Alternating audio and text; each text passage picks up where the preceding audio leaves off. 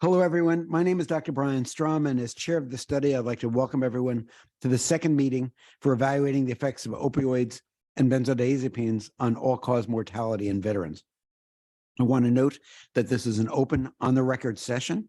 This is not a news conference, however, so we'll not be entertaining questions from the floor. I'd also like to remind everyone that this is an information gathering session. That is, the committee is in the process of assembling materials that it will examine and discuss while developing its findings and conclusions. Therefore, I ask everyone here today to be extremely mindful of the fact that the committee has made no conclusions and that it would be a mistake for anyone to leave here today thinking otherwise. Comments made by individuals, including committee members, should not be interpreted as positions of the committee or of the National Academies. In addition, committee members typically ask probing questions in these information gathering sessions that may not be indicative of their personal views. The committee will deliberate thoroughly before writing its draft report. Moreover, once the draft report is written, it must go through a rigorous review by experts who are anonymous to the committee, and the committee then must respond to this review with appropriate revisions that adequately satisfy the National Academies Report Review Committee and the National Academy of Sciences president before it's considered an official National Academies report. Now, I'd like to ask the committee members to introduce themselves, giving their name and current affiliations. Brief bios of all the committee members are available online. I'll begin. My name again is Brian Strom. I'm Chancellor of Biomedical and Health Sciences at Rutgers University. I'll now go through each of the committee members alphabetically. Dr. Bonner. Hi, good morning. I'm Amy Bonner, and I'm at the University of Michigan and the Ann Arbor VA. Dr. Bress. Good morning, Adam Bress, University of Utah School of Medicine and Salt Lake City VA. Dr. Castro. Carl Castro, professor at the University of Southern California, Suzanne DeVore Peck School of Social Work. Dr. Curtis. Leslie Curtis, Duke University. Dr. Farrer. Dr. Farrer, University of Pennsylvania, pain medicine, neurology, and epidemiology. Dr. Kearns. Morning, Bob Kearns, Yale University with a without compensation appointment at VA Connecticut. Dr. Kiang. Matthew Kang, Stanford University. Dr. Lin. Shen-Chang Lin from the Indiana University School of Public Health, Bloomington. Dr. Marino. Miguel Marino, Oregon Health and Science University, Department of Biostatistics and Family Medicine. Dr. Moyo. I'm Patience Moyo from the Brown University School of Public Health. Dr. Suda. Katie Suda, University of Pittsburgh and the Pittsburgh VA. Thank you, everybody. The first panel for today's session is an overview of trends in opioid and benzodiazepine use, addiction, and related to. Oh, sorry, Dr. Brown. I am Anne-Marie, no problem. Anne-Marie Mackenzie Brown, Department of Anesthesiology at Emory University and Pain Medicine. And sorry, I apologize. Somehow you were on the list. Somehow I skipped over. Anybody else I forgot? So our first panel for today session is an overview of trends in opioid and benzodiazepine use, addiction, and related overdose. Our first presenter is Dr. Christopher Jones, Director of the National Center for Injury Prevention and Control, Injury Prevention and Control at the CDC. He'll provide an overview of secular trends in opioid and benzodiazepines. Great. Thanks very much. And this is going to be a very quick overview. This is obviously a more complex issue, but hopefully this will help set the stage for some of the conversation. Let's see if I can make this work. Oh, wow. Amazing. So just briefly looking at overall prescribing trends from the IQVIA data, national data set that captures most prescriptions dispensed from pharmacies in the US, we see that rates of opioid dispensing have been going down over time. That's pretty consistent really since about 2012. We've seen opioid prescribing declining. This is just the most recent 5 years of data. Similarly, we see benzodiazepine prescribing overall at the national level going down over the last 5 years.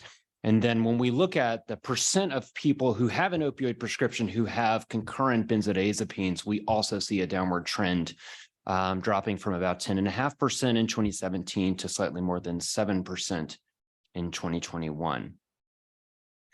When we look at use, misuse, use disorder, we're in a bit of a challenge at the national level.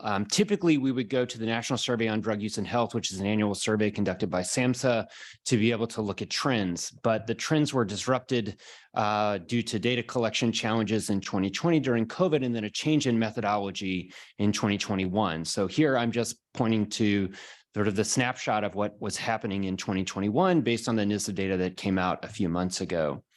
So overall, about 72 million people 12 and older reported use or misuse of prescription opioids in 2021. So that 72 million includes those who were both using without misuse as well as those who reported misuse. Of those 72 million, about 9 million reported misuse of prescription opioids in the past year. So that's about 12% of those who reported any use of an opioid in the past year. Among those who reported misuse, about 2 million met criteria for prescription opioid use disorder, and NISDA operationalized this DSM-5 questions to have that estimate for self-reported prescription opioid use disorder. So that's about 22% of people who reported misuse. It's about 3% of the overall universe of people who reported any use or misuse of opioids. When we look at benzodiazepines, the overall numbers are smaller. About 26 million people reported benzodiazepine use. Of those, 4 million reported misuse in the past year. It's about 15.7%.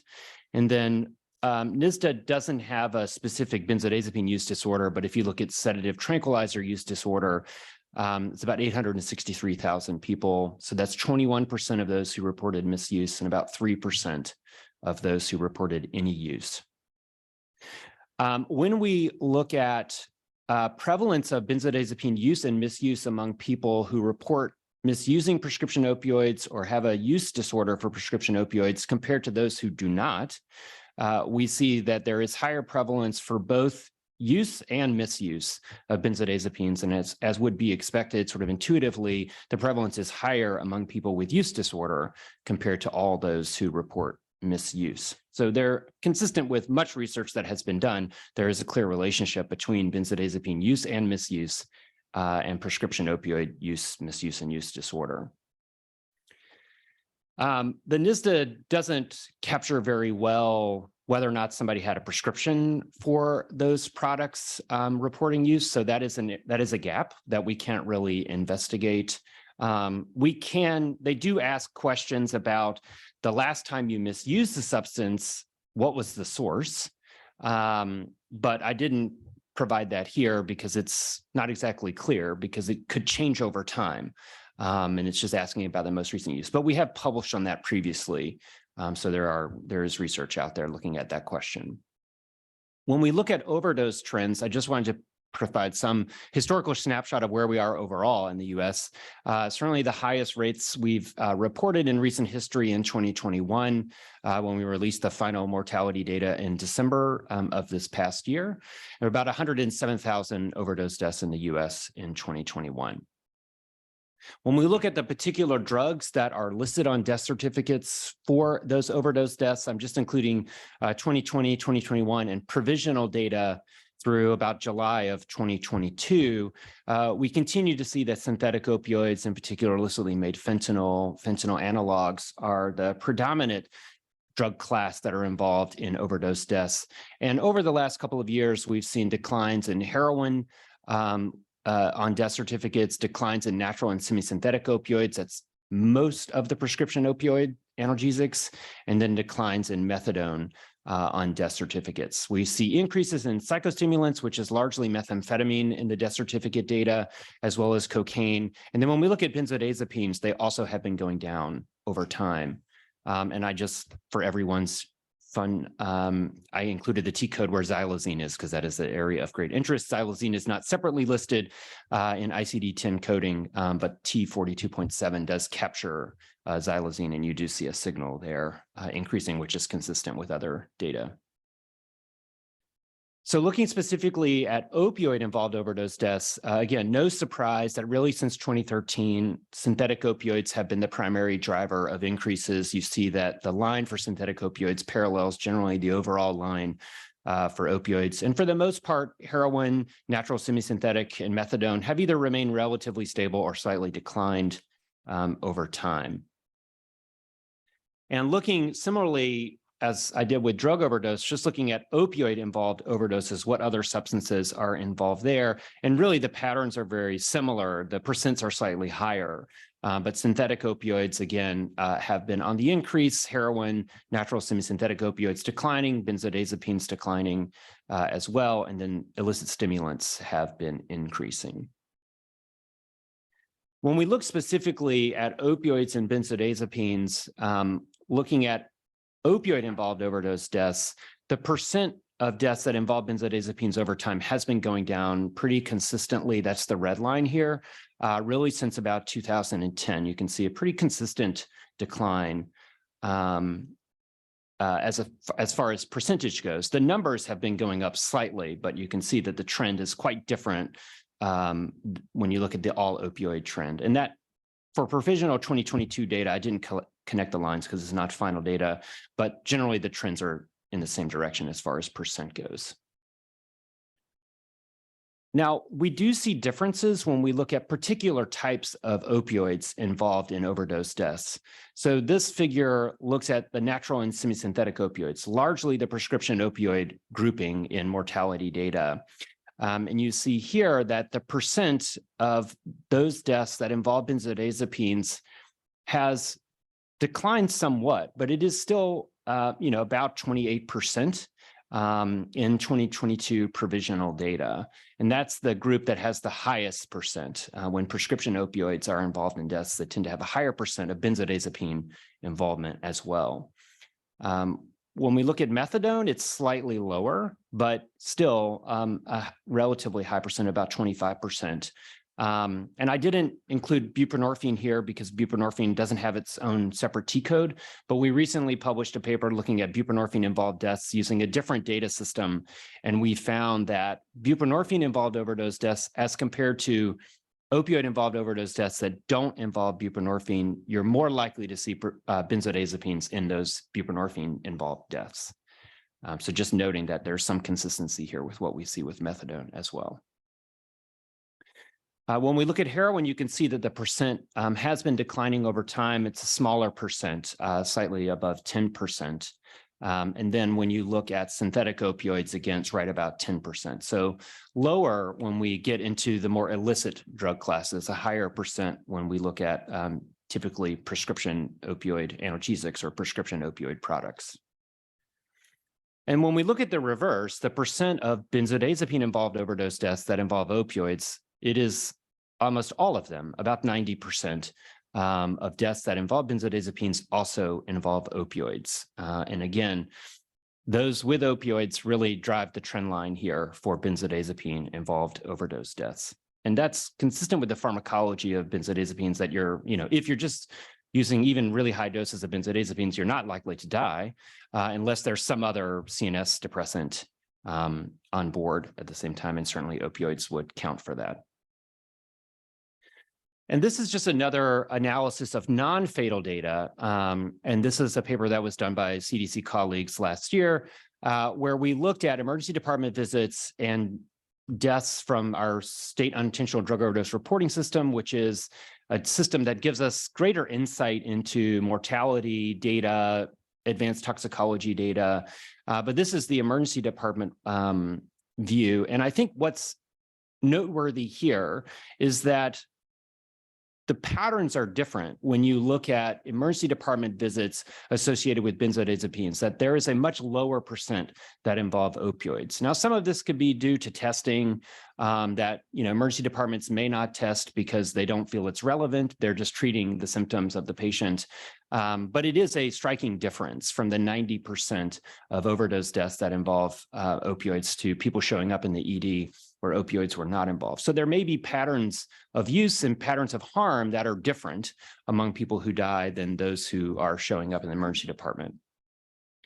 And then there has been a lot of interest in the emergence of designer benzodiazepines and what is their role. As we see proliferation of synthetic drugs generally, methamphetamine, cathinones, xylazine, fentanyl analogs, nitazines. We also see some emergence and signals around non-prescription benzodiazepines in the illicit drug market. So this was an analysis of overdose deaths where we do get more granular information on the particular types of benzodiazepines that are showing up in overdose deaths. And here we do see a very strong signal that over time, non-prescription benzodiazepines have been increasing in overdose deaths, but overall, prescription benzodiazepines, in particular alprazolam, continue to be more common in overdose deaths. And this also breaks down by the type of opioid that was also co-involved in the deaths. And you can see in this data set, over 90% also involved opioids. And this is just a little bit of a demographic breakdown from that particular paper, MMWR. And you can see, again, that when you look at deaths that involve prescription benzodiazepines, and I want to be clear, this is not necessarily that somebody was prescribed, but that the drug class was alprazolam, diazepam, typical prescription benzodiazepines. You do see some differences in demographics compared to those that involve the illicit benzodiazepines. And you do see a higher proportion of those deaths that also involve prescription opioids, which is consistent with what we see in the national mortality data as well. And we were curious just to see what's happening in online conversations. We've been doing some work in that space to look at Reddit and see what people are talking about. And do we see similar signals for prescription benzodiazepines or illicit benzodiazepines as we were seeing in the mortality data, as we see in DEA supply data from NIFLS? And we did find a signal that conversations online on Reddit have been increasing related to illicit benzodiazepines. Some of the variants of alprazolam that have shown up in deaths were some of the more common ones that people were talked about online. But overall, the conversation is still dominated by prescription benzodiazepine products, again, primarily alprazolam, which again is not surprising if you've been following the research in this space. So there is a signal, but overall, as we see in the mortality data, as we see in other data, prescription benzodiazepines are still the predominant product or benzodiazepine that are involved in overdose deaths. So that's it for me. I'll just say that this is a dynamic situation. I mean, we continue to see that the illicit drug market is highly volatile, it's highly lethal and unpredictable. There is a lot of confusion about what is actually in pills that people are obtaining from others or obtaining from drug dealers. In many cases, counterfeit pills look exactly like Xanax, but it is presfentanyl or some fentanyl analog that shows up. We continue to see in the mortality data that counterfeit pills are playing an increasingly large role, and that is contributing to uncertainty and unpredictability among people who are using substances. And we continue to see some patterns of substance use change, in particular, rising co-use of stimulants and opioids, including in higher risk ways like injection drug use. And when we look at benzodiazepines, again, they are involved in overdose deaths, but as the dynamic has shifted from largely prescription opioid overdose deaths to synthetic opioids like fentanyl, the percent that involve benzodiazepines has been declining, but we continue to see higher prevalence of benzodiazepine involvement in prescription opioid involved overdose deaths. And then on the flip side, with benzodiazepine involved overdose deaths, rarely are they happening alone. And in most cases, opioids are involved in those deaths as well. So thanks very much. Thank you. Questions from the committee? Yeah. In your conclusion, you emphasized the first phrase was basically it's an evolving, a dynamic, I think is the word you use, situation. And early slides to me started focusing on I guess a change in the trajectory across several of your slides around mid-2010s, 2017. Is that fair to say? I mean, I think generally when we look at overdose deaths, we see that heroin started to emerge in overdose deaths in about 2010 and 2013 with the entrance of illicit fentanyl, acetylfentanyl in Rhode Island. We did an investigation early in 2013. You start to see a shift there. And then heroin subsequently is less and less in illicit drug markets. And there is a flood of fentanyl analogs that are showing up. So I think 2010, 2013 are the years that I would anchor to where we start to see substantial shifts in the trajectory. There was a small decline in overdose deaths in 2018 that was driven by a drop in overdose in the latter part of 2018. But by 2019, even pre-COVID, that drop had been erased. And there was basically an increase of about 4% in 2019, and then a 30% increase in 2020, 15% increase in 2021.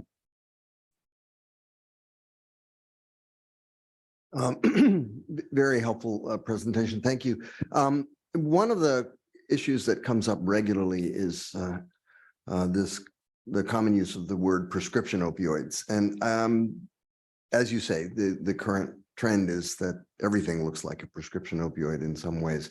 How are you defining that in these studies, just so we can have a good sense about that particular consideration? Yeah, so in the mortality data, again, we don't know if somebody was prescribed an opioid. So it's really based on the classification of the drug. Is it an approved prescription product, or is it an illicit product where, I mean, and fentanyl gets a little tricky because it is both prescription and illicit. So we are very clear to label illicitly manufactured fentanyl or illicit fentanyl to be clear that what we're talking about is not fentanyl from the pharmaceutical supply chain.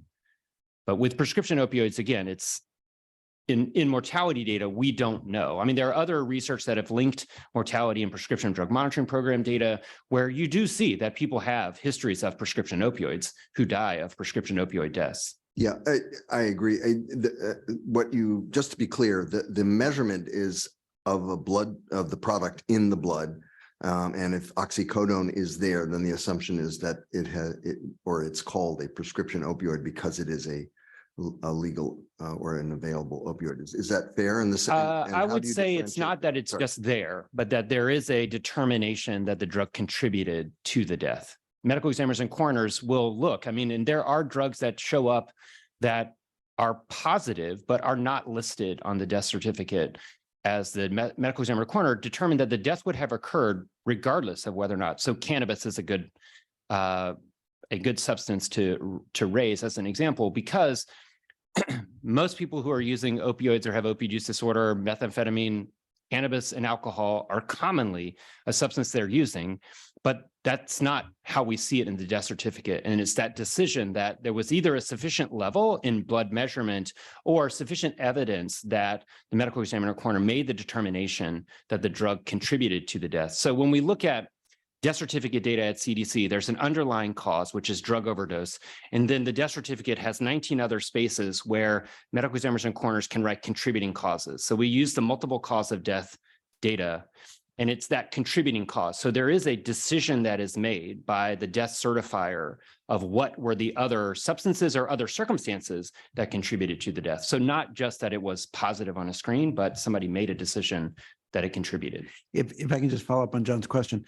So very important, the prescription in these data, prescription opioid doesn't mean the patient got a prescription. It's just a reflection. It's an adjective of the type of opioid. Correct. Do you have any data that would indicate of people who died from prescription opioids, what proportion were they given the prescription, or what proportion was it a friend's or a neighbor's or illicitly obtained or otherwise?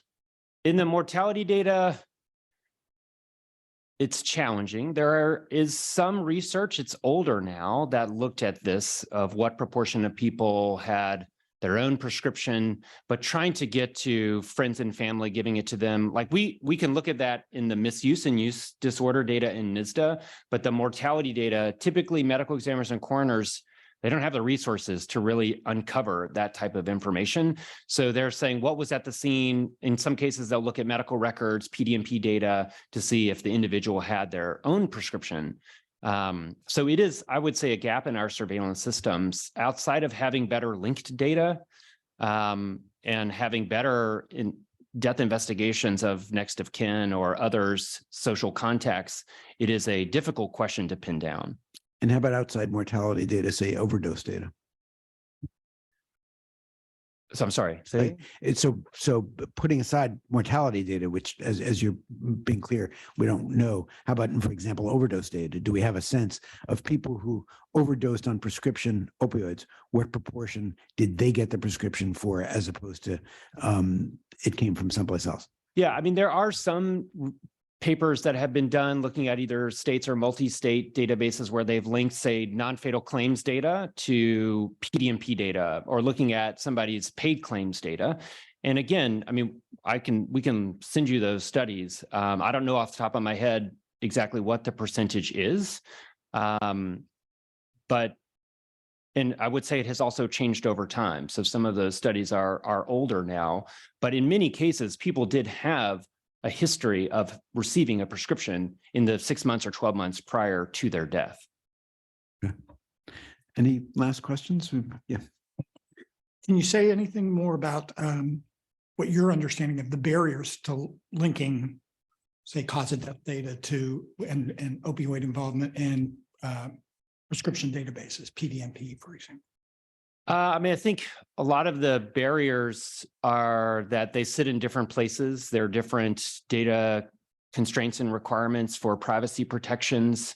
I mean, we are trying to support and provide funding to states through our work at CDC to link those data because we do think that it's not sufficient to have a snapshot of people. I mean, you've got experts here who've done some of that work in the VA system.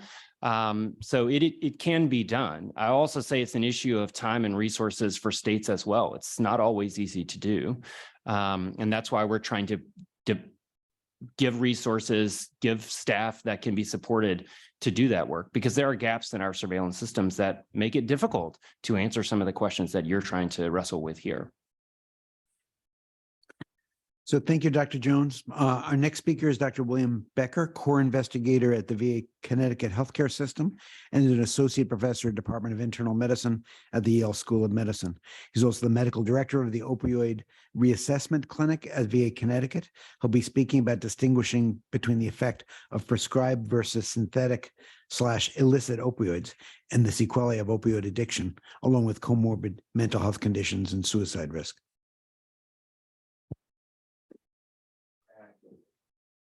Good morning. Can folks see my screen? We see you, we don't see any slides. Okay.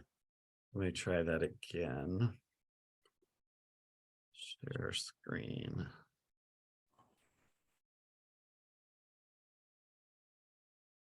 How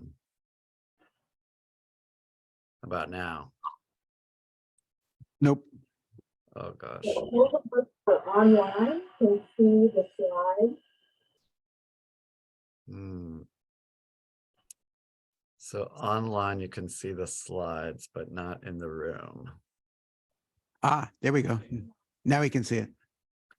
We're not in presentation mode, are we? Ah, yes, presentation mode. Success. All right, thanks. And good morning, folks. I'm Will Becker, as Dr. Strom mentioned, from VA Connecticut, Yale School of Medicine. I directed a multidisciplinary pain clinic called the Opioid Reassessment Clinic, and I'm a health services researcher who broadly studies improving quality of chronic pain care, especially as it co-occurs with substance use disorders. I appreciate the invitation. I want to say a special hello to any veterans in the audience or who may be viewing this later, and I thank you for your service. I am speaking to the committee about distinguishing between the effects of prescription versus synthetic illicit opioids and the sequelae of opioid addiction, comorbid mental health conditions, and suicide risk. Within those topics, some questions to discuss how prevalent is synthetic/illicit use with prescribed opioid use, especially as it relates to mortality.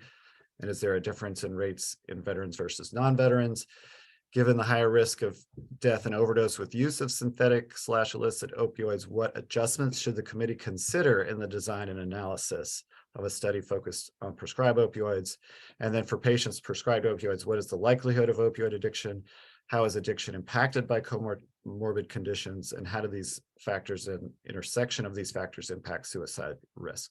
So I am going to address these in 16 slides, which is a challenging task, but I want to focus on specifically information that will help the committee think about study design. So I do want to leave time for discussion. So with that, first want to get into some terminology, distinguishing among opioids, natural, semi, and fully synthetic opioids. The natural opioids, codeine and morphine, are derived from the papaver somniferum, opium poppy.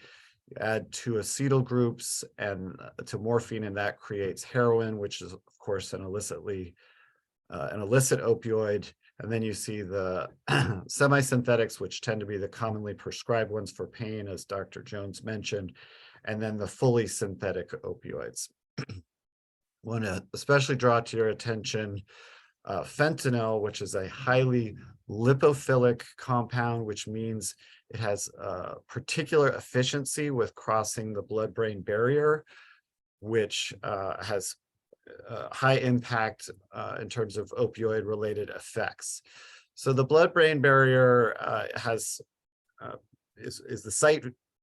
Once passing through the blood-brain barrier, the opioids have particular impact with related to both reward and risk. And so there's a special emphasis when we think about development of opioid use disorder and overdose. So to talk about this, we need to step back to recognize that in the central nervous system, there's a high density of mu receptors in the midbrain, and we produce endogenous opioids that when we do something pleasurable, those receptors are agonized. There's a surge of dopamine to the midbrain, to the cortex, signaling that this was a pleasurable activity and stimulating repeat of this behavior. This is the so-called reward cycle, and it underlies almost all of our life-sustaining activities, such as eating and sex. When it comes to taking exogenous opioids, those same mu receptors are agonized. There's a similar surge of dopamine. And in susceptible individuals, the taking of the opioid becomes that salient experience that is rewarded through the surge of dopamine. And that taking of the opioid can supersede in importance and salience life-sustaining activities. And that really is the pathophysiology of the development of opioid use disorder or addiction. Another important area to be mindful of when it comes to the effects of opioids is the respiratory centers in the medulla. These are carbon dioxide sensing chemoreceptors, and opioids can poison those receptors such that our usual mechanism that we sense carbon dioxide, we exhale and then subsequently inhale oxygen, gets poisoned. And due to the effect of the opioid, we don't exhale CO2, we don't inhale O2, and this precipitates overdose, anoxic brain injury, and death. So an important factor to consider is how fast the opioid is crossing the blood-brain barrier, how fast is overwhelming the carbon dioxide receptors, and how quickly it may precipitate overdose death. So DSM-5 gave us the criteria for opioid use disorder, or more colloquially referred to as addiction. There are 11 criteria that can be broken down to the physiologic sequelae, those that are related to loss of control, and those that speak to continued use despite negative consequences of the opioid. We can think about in terms of how fast this clinical process develops in susceptible individuals and how much opioid is typically involved to develop this clinical syndrome is highly variable. When we look at treatment seeking individuals who are enrolling in treatment programs and look at qualitative data, especially, we hear that this process, at the first use of an opioid, an individual will report, this feeling I had made me know that I was going to pursue the use of opioids from there forward. Whereas in others, it can take months to years for this process to develop. I've also used this term susceptible individuals a couple times, and we think there is a genetic, there's absolutely a heritability component to opioid use disorder, and it likely relates to polymorphisms of mu receptors that make the salience and pleasurability of opioids especially rewarding. So that midbrain area that I mentioned in the prior slide, that process of dopamine release is extra potent for individuals with susceptible genotypes. So again, when we think about what is the risk of development of opioid use disorder in patients prescribed opioids long-term for chronic pain, probably our most comprehensive study on this was a systematic review from Kevin Bowles et al., which was among 38 studies, 26% of which were in primary care, 53% in pain clinics. Misuse rates of opioids in these studies were 21 to 29%, with misuse defined as use contrary to the prescribed use, and then rates of addiction or opioid use disorder were 8 to 12%. But I want to mention some limitations of these studies. One is a pretty heterogeneous set of definitions of what counts as addiction, especially. Secondly, the use of secondary data to and diagnostic coding to ascertain addiction, which has problems related to sensitivity and specificity.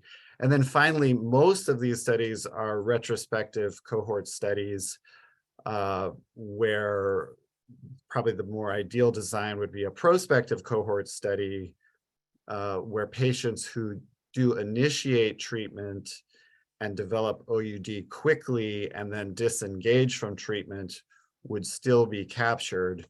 These retrospective studies tend to miss patients who drop out of treatment early, who may in fact have the most severe forms of opioid use disorder. We also know that there are certain medication factors that increase risk of both opioid use disorder and overdose. This is sort of a collection of medication factors that have been demonstrated in the literature. We know daily dose of 100 morphine equivalents or higher incur greater risk of overdose and opioid use disorder. Longer term opioid use, 3 months or greater, also incur higher risk of overdose and OUD.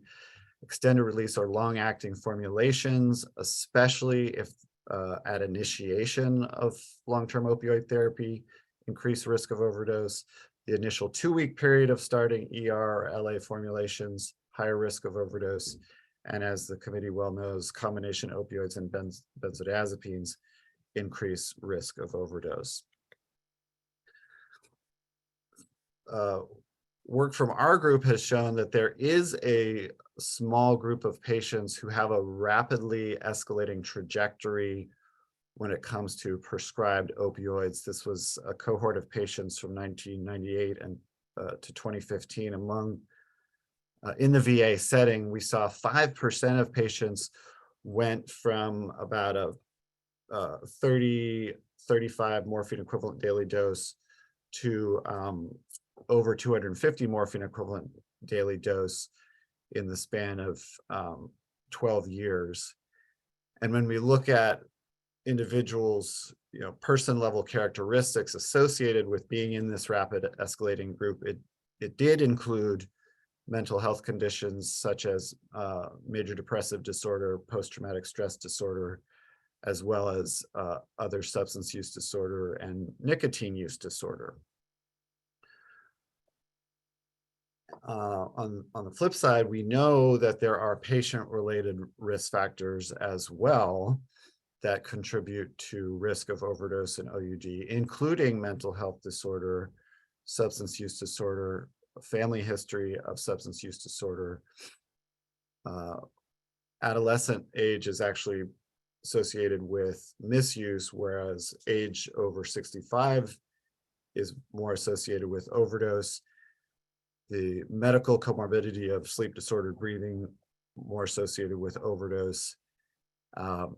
Legal history, more associated with misuse. And then having a prior history of overdose is the strongest risk factor for future overdose. But one of the underlying points between the prior slide and this one is that there tends to be increased prescribing within patients who have higher risk of adverse effects. This has been termed adverse selection by Mark Sullivan and others, and is a particular challenge in understanding how to mitigate risk.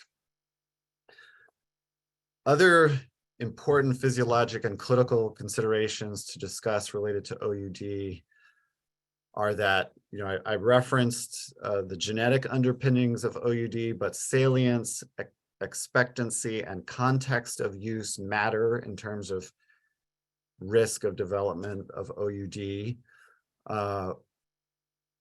We were taught, or I was at least taught at one point in my career, that the presence of pain may actually be protective against the development of OUD in the use, when we use opioids in the treatment of pain.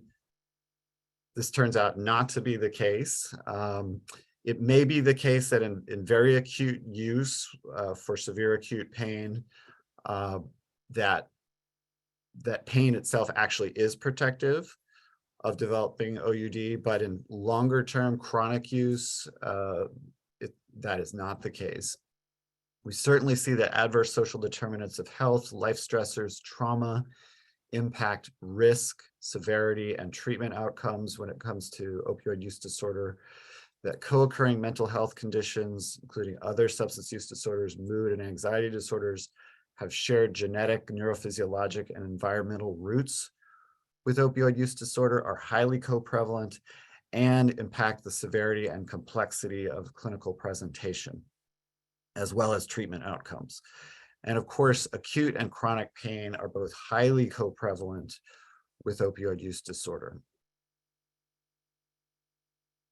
Dr. Jones already spoke about this, but I do want to underscore that as we look at the population level trends in overdose, we have observed 3 waves of the overdose crisis that, in the early 2000s, prescription opioids were the most commonly identified substance on coroner reports, and that transitioned with the greater availability, accessibility, and lower cost of heroin in the early 2010s.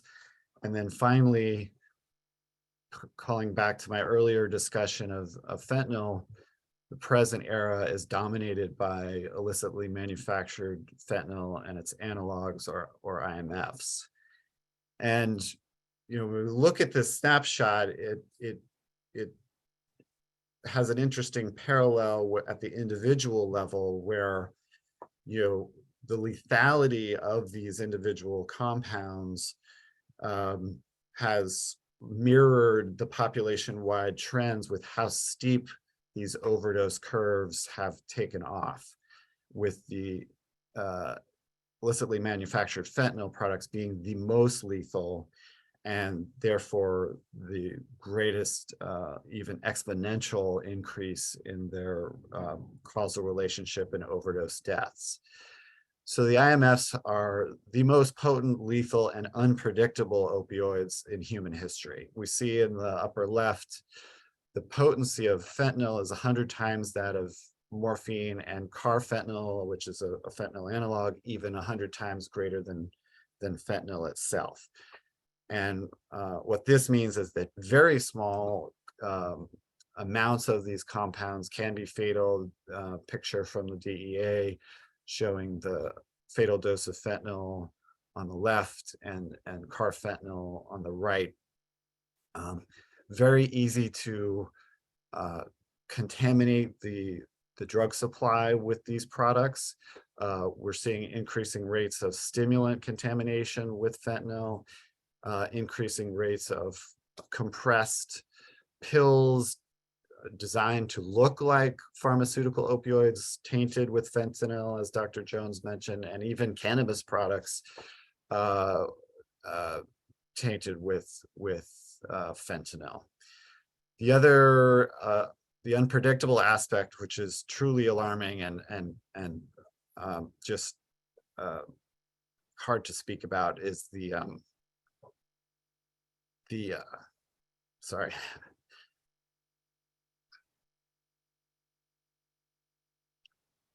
the overdose reversal drug naloxone has limited effect. Sorry.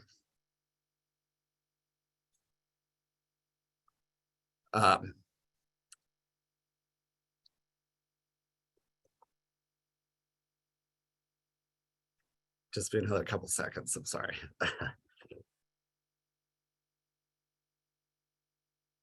The overdose reversal drug naloxone has been shown to have limited effect with fentanyl overdose, or I should say decreased effect with fentanyl overdose because of its lipophilicity.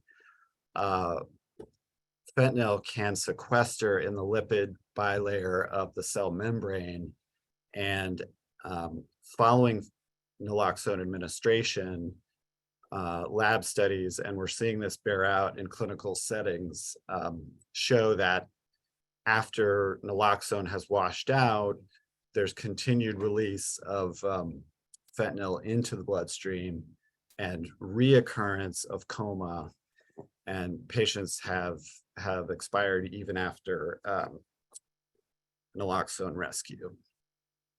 So as Dr. Jones has already mentioned, there's been marked decline in US opioid prescribing. And we've seen similar trends in the Veterans Health Administration where, boy, sorry, this is tough. We have seen increasing rates of illicitly manufactured fentanyl caused deaths, but decreasing rates of prescribed opioids found in toxicology of decedents. So really what we're seeing is this mirrored pattern both inside and outside the VA of decreased prescribing, but increased rates of overdose. And we can look at this as among individuals who are prescribed opioids in, say, starting all the way back to the 2000s and 2010s, perhaps a cohort effect with time lag, where development of opioid use disorder within a certain subpopulation who over time developed misuse of their own prescription and or transition to higher potency illicit sources, either fentanyl or IMFs, and are now experiencing the catastrophic effect of overdose, or the development of physiologic opioid dependence, who had opioids abruptly discontinued and were then seeking higher potency illicit sources, either knowingly or unknowingly, and experiencing overdose. And then we have another group of patients or persons, individuals who use opioids without a prescription. And over time, as we've seen greater availability of these increasing potency opioids, an increasing likelihood of exposure to increasingly lethal opioids earlier in their opioid taking careers, possibly even with their first use. So someone who's experimenting with opioids gets a hold of a pill that's laced with fentanyl and dies on first use. So almost done. In terms of suicide and opioid use and pain, I really point the committee to a seminal paper by Amy Bonner and Mark Illigen in New England Journal from 2019, discussing that opioid use disorder is associated with increased risk of suicide, that higher dose opioid therapy is also increased with increased risk of suicide, and that painful diagnoses themselves are associated with increased risk of suicide. And I would say that this can often be described as a sort of intractable tension here, that, you know, we want to successfully treat pain. You know, that opioids themselves can cause risk of suicide, but untreated pain can increase risk of suicide. And I think the answer to that conundrum is that, especially in chronic pain, we know that the evidence for non-opioid treatments is that they are as effective and safer for initial therapy, and that persons already on opioids require separate considerations in terms of risk reduction. So we can achieve, in my strong belief, and the data supports, effective pain control, decreasing suicide risk, without opioids. So therefore, in that scenario, we're decreasing suicide risk on both counts. Since I haven't mentioned at all effectiveness of opioids for pain, likely to be addressed by others, I did want to touch on it. We are seeing emerging data that in minor post-surgical pain, non-opioids are superior. Minor emergency department pain, including ankle sprain, non-opioids are superior. And in chronic non-cancer pain, as I just alluded to, equivalent benefit to non-opioids with significantly increased harms. Opioids have equivalent benefit to non-opioids with significantly increased harms, and that benefit of opioids may wane over time despite dose escalations, and that dose escalations may paradoxically worsen pain and have other potential harms, including, for example, risk of invasive pneumococcal infection, which could exert its own risk of death, even separate from overdose risk. And so finally, getting back to the question, what adjustments should the committee, given the increased potency and risk of illicit and synthetic opioids, what adjustments should the committee consider in the design and analysis of a study focused on prescribed opioids? As I hope to have shown, the person level time to transition to increased potency opioids may be highly variable and may evolve over several years. That really we need a long look back period for prescription opioid exposure when we are examining illicitly manufactured fentanyl and heroin associated deaths. We need to account for out of system exposure. We also need to account for inpatient opioid exposure, which in many studies, outpatient opioids are the only source examined, and we need to carefully consider periods of opioid discontinuation. Do want to end on a bit of a positive note after this kind of a lot of troubling news on this crisis front. What is our path forward in resolving the crisis? And I think in many ways the VA is leading the country in these efforts, implementing evidence-based pain care. You heard from Dr. Sandbring at the first session. It really ought to be decreasing new starts of opioids for chronic pain because of consistent findings of equivocal benefit. We need to increase availability and accessibility of evidence-based non-pharmacological pain treatments, judicious use of non-opioid pharmacologic treatments, some of which have their own harms we need to be mindful of. We need to frame treatment around engagement in active modalities and whole person wellness. And we need to de-implement ineffective long-term opioid therapy in a patient-centered fashion by offering switches to buprenorphine versus slow opioid taper, and at no time abruptly discontinuing unless there are life-threatening contraindications to ongoing opioid use. We need to improve access to evidence-based medications for opioid use disorder, which much of my current work focuses on, and we need to improve access to harm reduction services and facilities in healthcare and non-healthcare settings, because we know many of our veterans and non-veterans succumbing to overdose do not access healthcare, traditional healthcare settings. So with that, I thank the committee and we'll open it up to questions. Thank you very much. Questions, Amy? Thank you, Will. This is Amy Bonner. Thank you so much for that presentation. It's great to see you. I'm curious, for our studies, obviously it will be more interesting to compare either starting or stopping opiates to a different pain treatment rather than comparing it to nothing. And you really highlighted that, withdrawing pain treatment very logically could worsen it.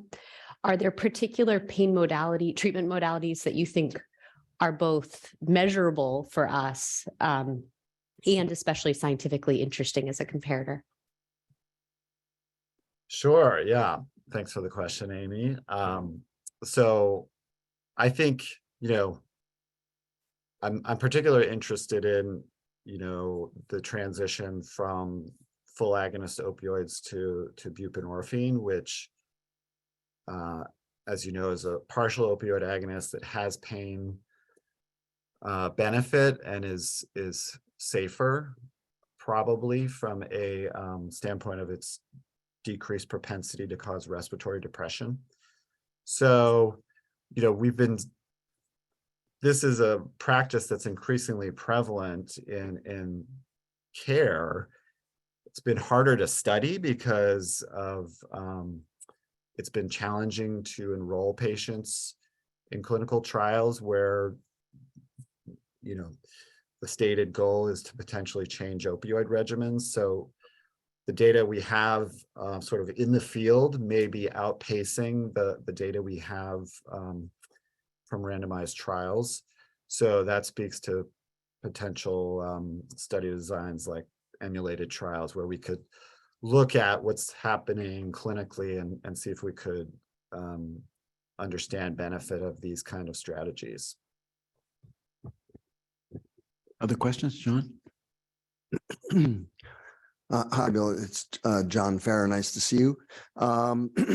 Couple of questions. One is you made a very strong argument, and I agree completely that the amount of opioid used is clearly related to opioid use disorder, suicide, and other things.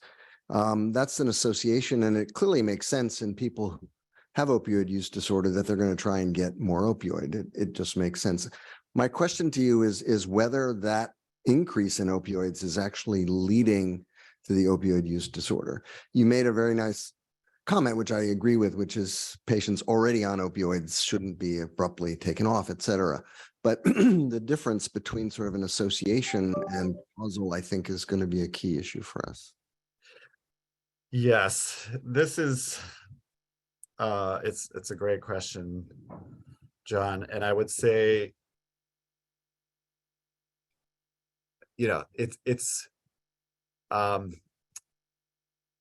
there's clearly a relationship. You can't have opioid use disorder without exposure. And does the increasing exposure over time, is it an epiphenomenon, or is it actually driving the development of the opioid use disorder? And I think in certain, there's no definitive answer to that question across the board, and it varies inter-individually, probably at the level of the genetic propensity for the pleasurable experience of taking opioids. As I alluded to, sometimes it can be a very low amount of opioid exposure where that is revealed. And other times there is a longer time in developing the syndrome of opioid use disorder. And those may be two different, we may be just looking at the severity, a spectrum of severity as we see in other substances. But I guess, the best I can answer that question is high individual variation, and it's often unknowable in any precise way in any given patient.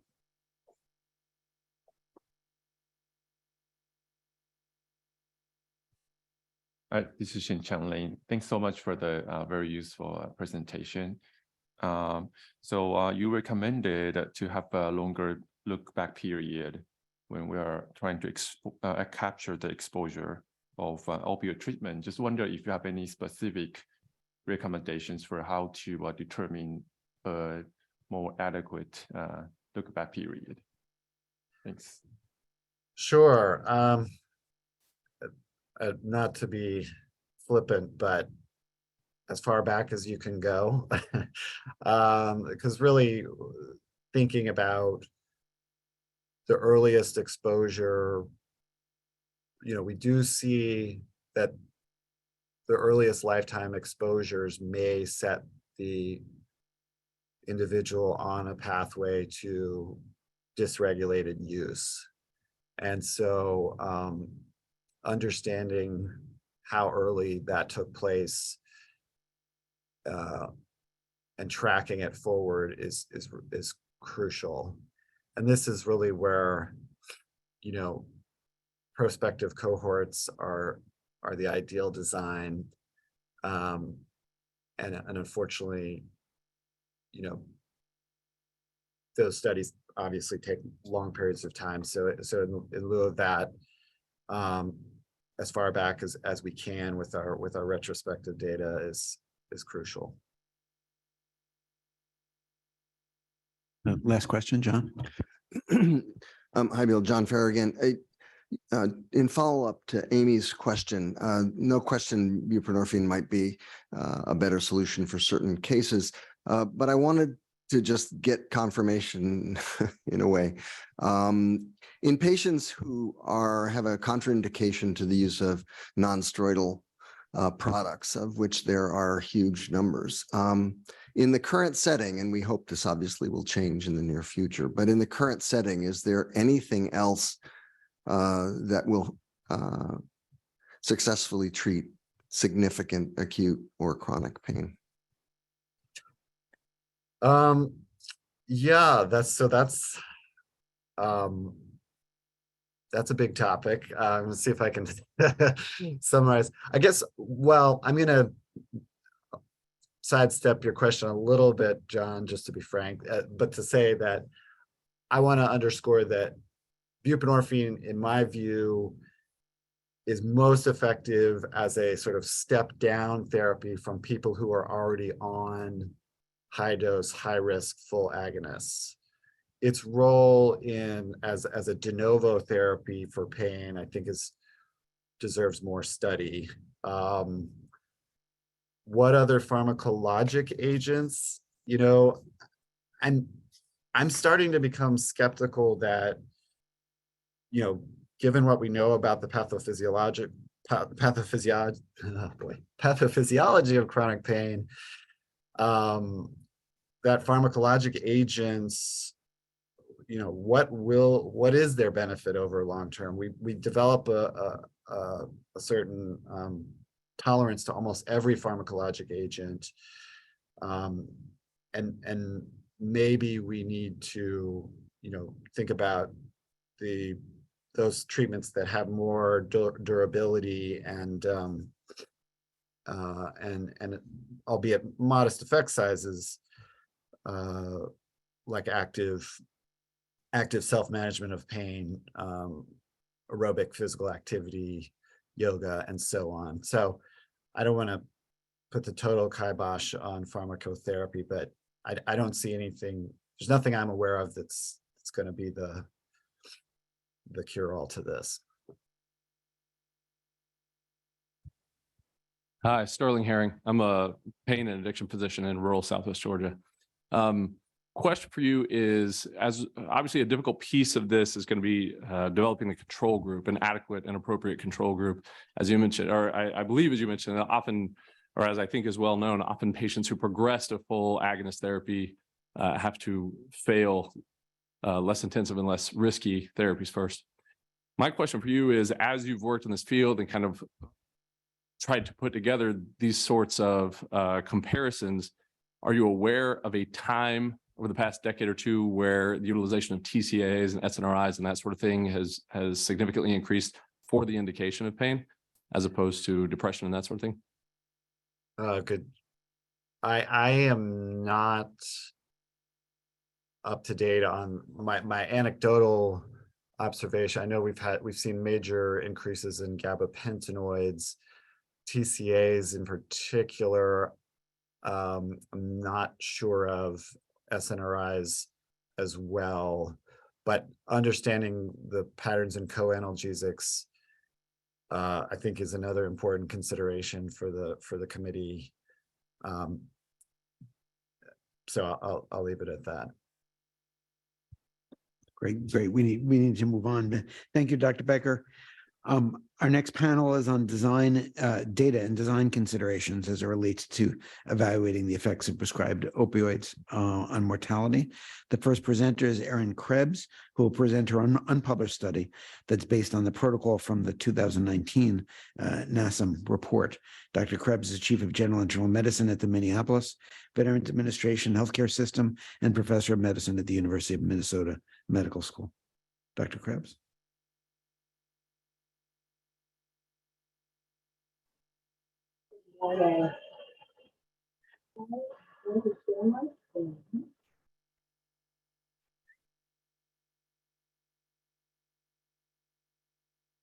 We're seeing your slides now. Can you speak again? Because you sounded very muffled. Wonderful. Can you hear me? Not very well. Uh-oh.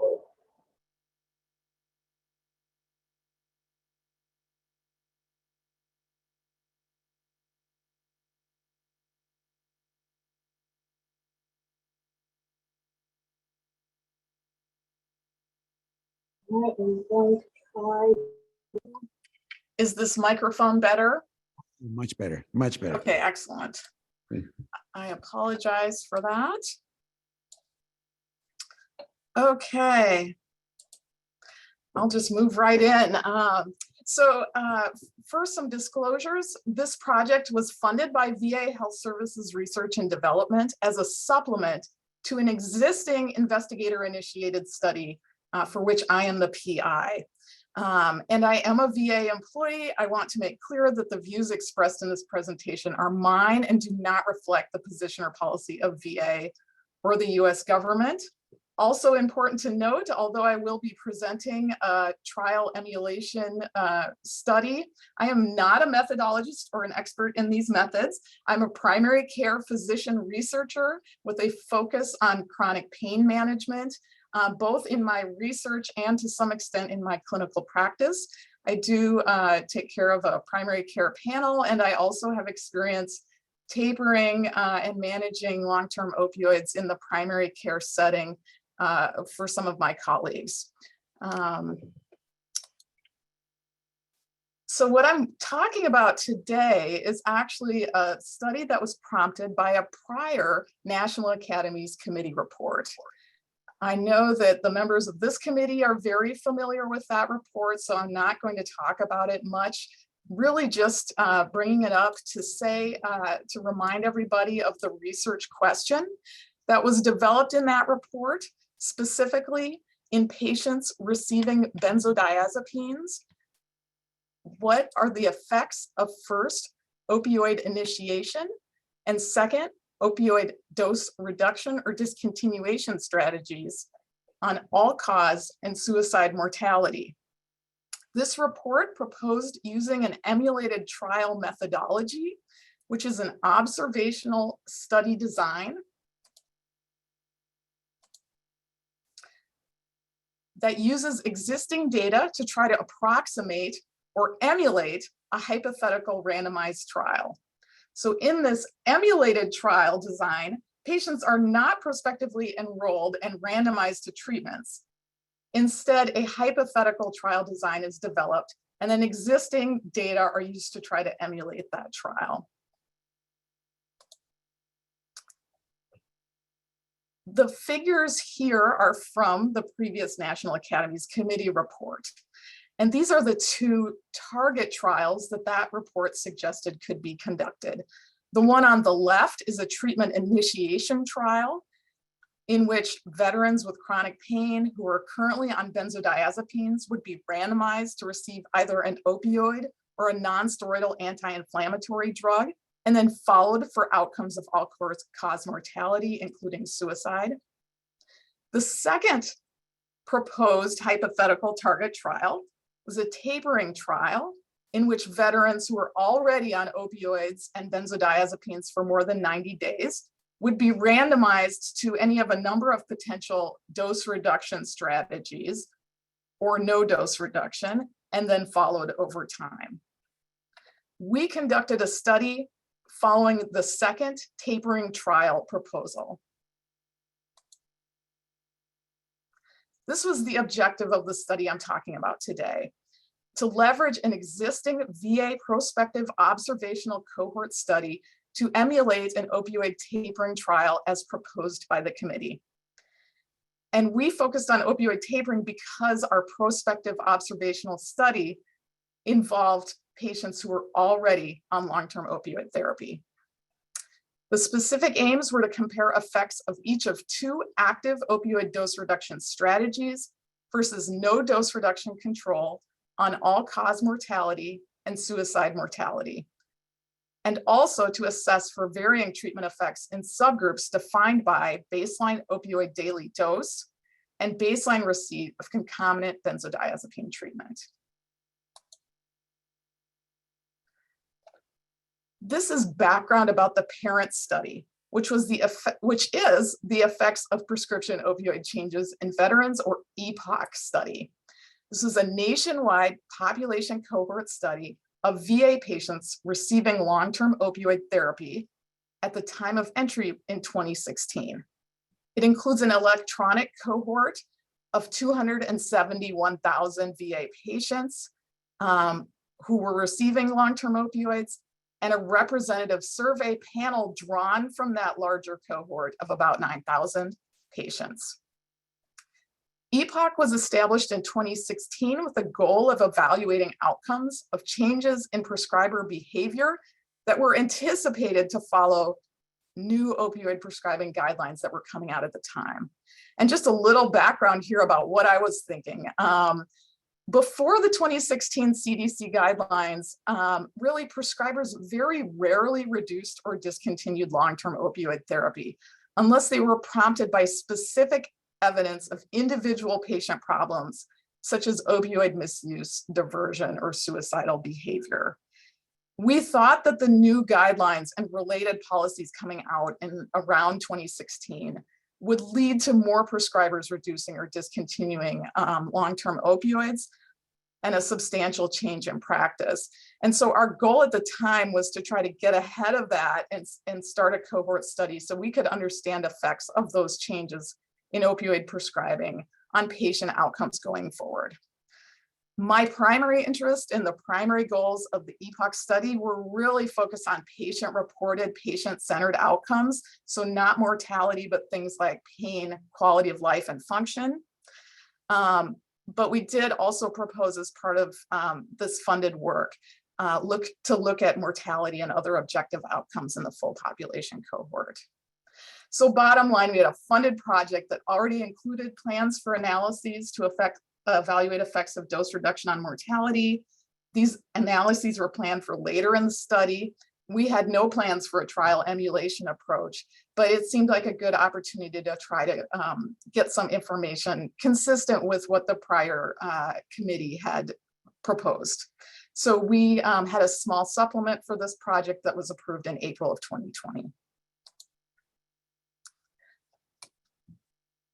The eligibility criteria for the parent study are on this slide.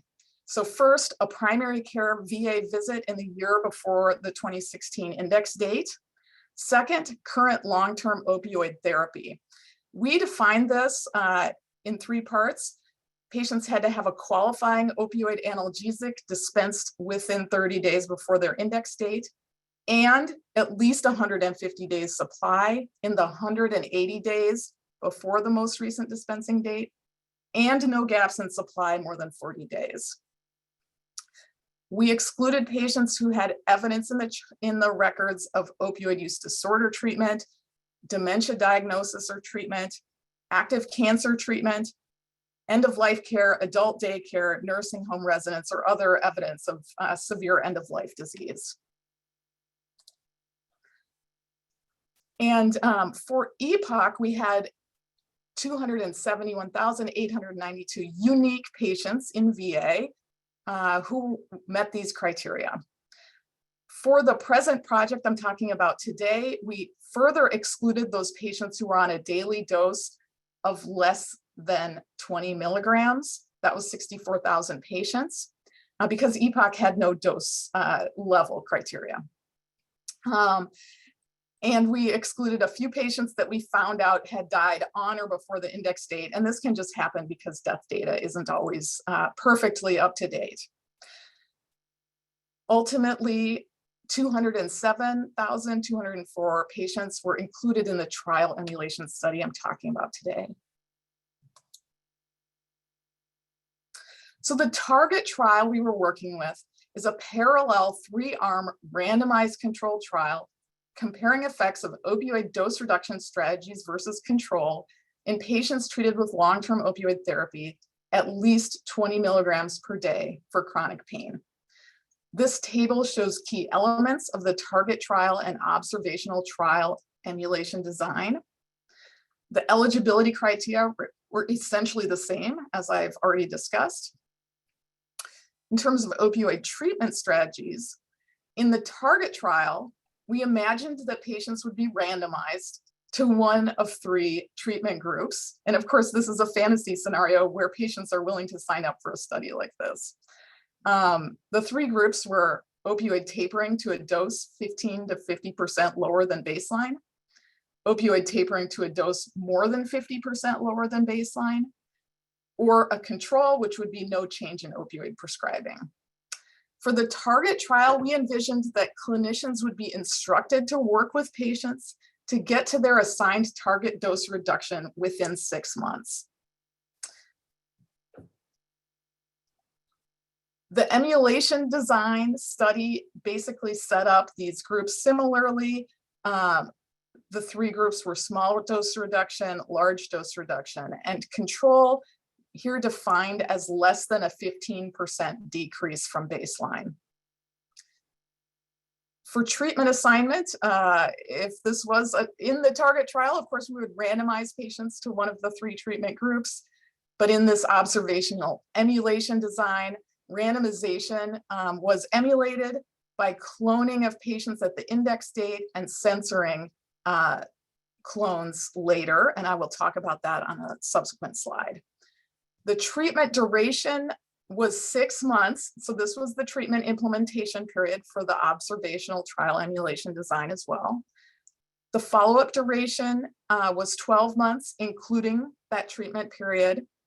And the outcome was time to all-cause mortality and to suicide mortality. Few words about the key variables. Opioid daily dose was defined using VA corporate data warehouse outpatient pharmacy domain data. The dose was standardized by using CDZ conversion factors to calculate morphine equivalent milligrams. Dispensing data were used to calculate daily doses within 60-day windows. And the baseline daily dose was categorized into 3 pretty conventional dosing groups: 20 to 50 milligrams, 50 to 100 milligrams, and more than 100 milligrams. Baseline benzodiazepine use was defined as receipt of a prescription dispensed in the 60 days before the index date, according to CDW outpatient pharmacy data. All-cause mortality was determined primarily with the CDW patient table and vital status file, and suicide mortality was determined using ICD codes from the National Death Index. This is an illustration of how we calculated the daily dose, and this is a more complicated problem than it seems at first. The figure shows, as an example, opioid dispensing data for a hypothetical example patient with an index date of June 1st marked by the vertical line. The example patient's opioid prescriptions are shown above the timeline. Different colors represent different opioid prescriptions, and the day's supply is illustrated for each one. Dispensed prescriptions are shown on their calendar fill date. So you can see this example patient is regularly filling prescriptions for 2 different opioids, light blue and peach colors. And most of those prescriptions are 28 days supply. This is a fairly typical looking regimen for someone who might be on 1 long-acting opioid and 1 short-acting opioid, which was common at the time of the study. There's also 1 7-day prescription for a 3rd opioid that's indicated in pink.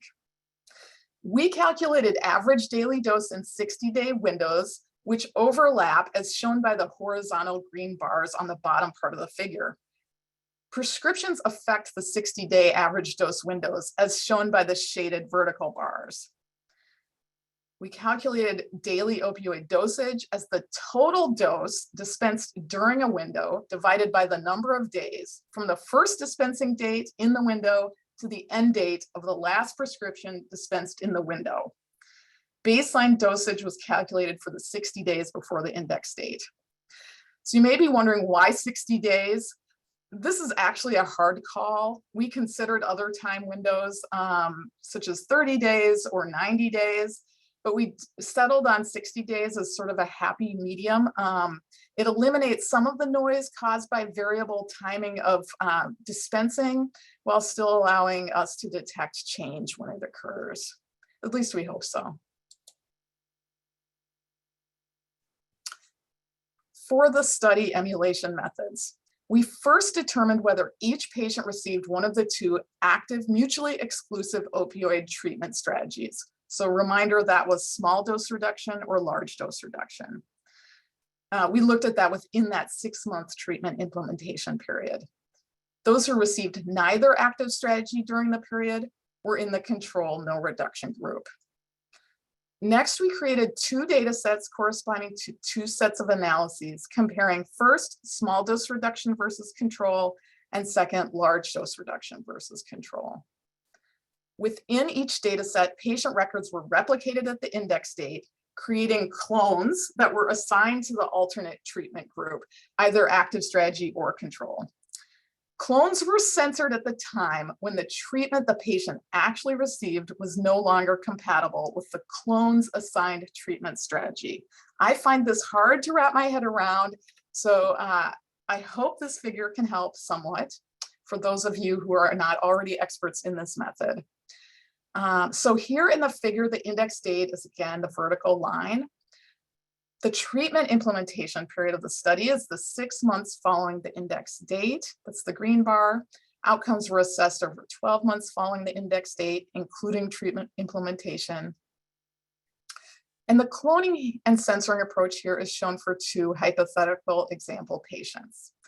Patient 1 at the top had a 20% drop in their opioid dose at month 2, which caused the clone in the control arm to be censored, while the patient in the small dose reduction arm was followed until the end of the outcome assessment at 12 months. Patient 2 had no change in opioid dose during the 6-month treatment implementation period, causing the clone in the small reduction arm to be censored at 6 months, the end of that implementation period, while the patient in the control arm was followed until the end of outcome assessment at 12 months. To control for the selection bias introduced by informative censoring of clones, we created inverse probability of censoring weights. We examined the balance and potential confounding variables between active treatment and control in each data set. And those actually looked very good after weighting. Weighted Cox proportional hazards models were used for analysis of cloned data to separately compare small dose reduction versus control and large dose reduction versus control. And again, we had pre-planned subgroup analyses focused on the opioid daily dose categories and whether or not someone was receiving baseline benzodiazepine treatment. This slide shows those subgroup memberships, so baseline characteristics in terms of opioid dose category and benzodiazepine treatment according to the trial emulation treatment group assignment. You can see here that the majority of patients were in the lower dose category of 20 to 50 milligrams per day. And the bottom row, just to point that out, shows the proportion of patients who had received any benzodiazepine prescription in the 60 days before index was about 15 to 16%. So a minority of the group overall.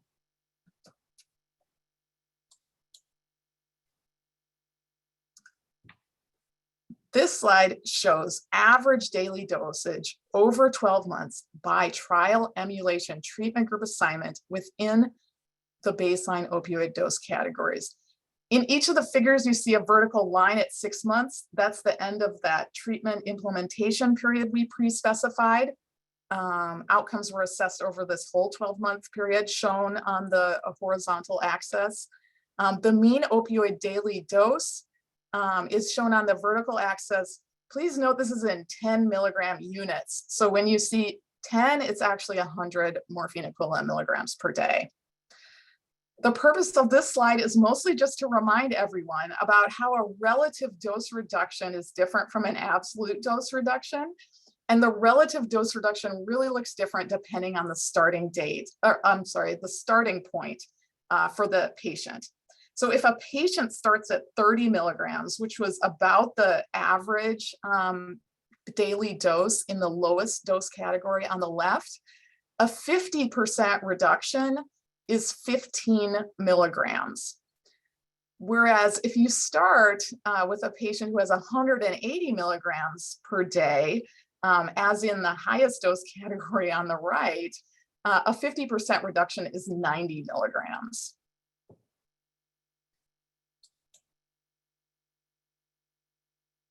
This is the first results slide here. These are unadjusted results showing raw death data within 1 year according to the trial emulation treatment group assignment. Overall, 9,646 patients, or 4.7%, died of all causes during the year after the index date. 3.5% in the small dose reduction group, 4.6% in the large dose reduction group, and 4.4% in the control group died. The last column is the 851 patients who survived less than 1 month after the index date, and therefore they could not be assigned to a treatment group because, again, we assessed dose on a monthly level, and so they never had a single follow-up dose to categorize them. The cause of death was suicide for 208, or 2% of all deaths overall. I just added a row there just showing suicide death as a percent of all deaths within each of the groups.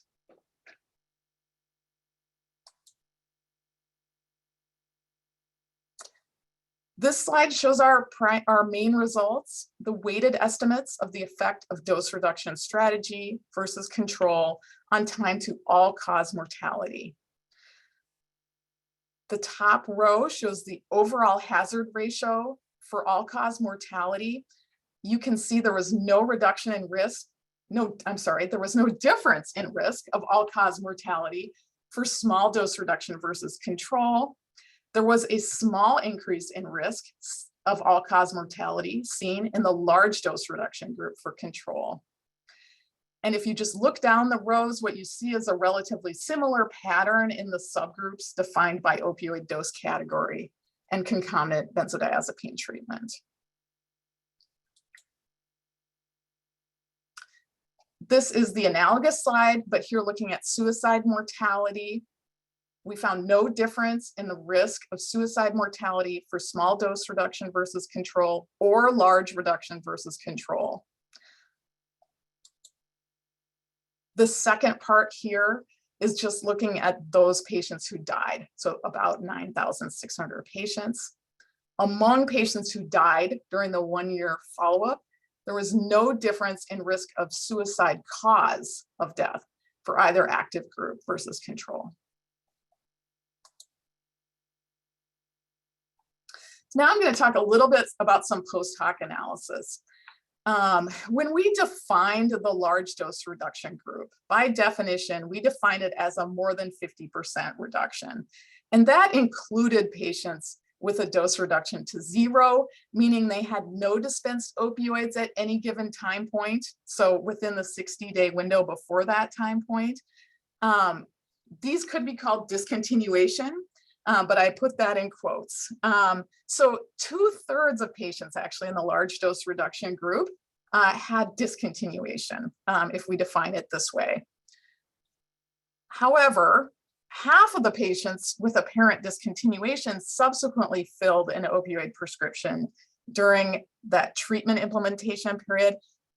54% restarted within 1 month and 18% restarted within 2 months. And here restart is really purposefully in quotes.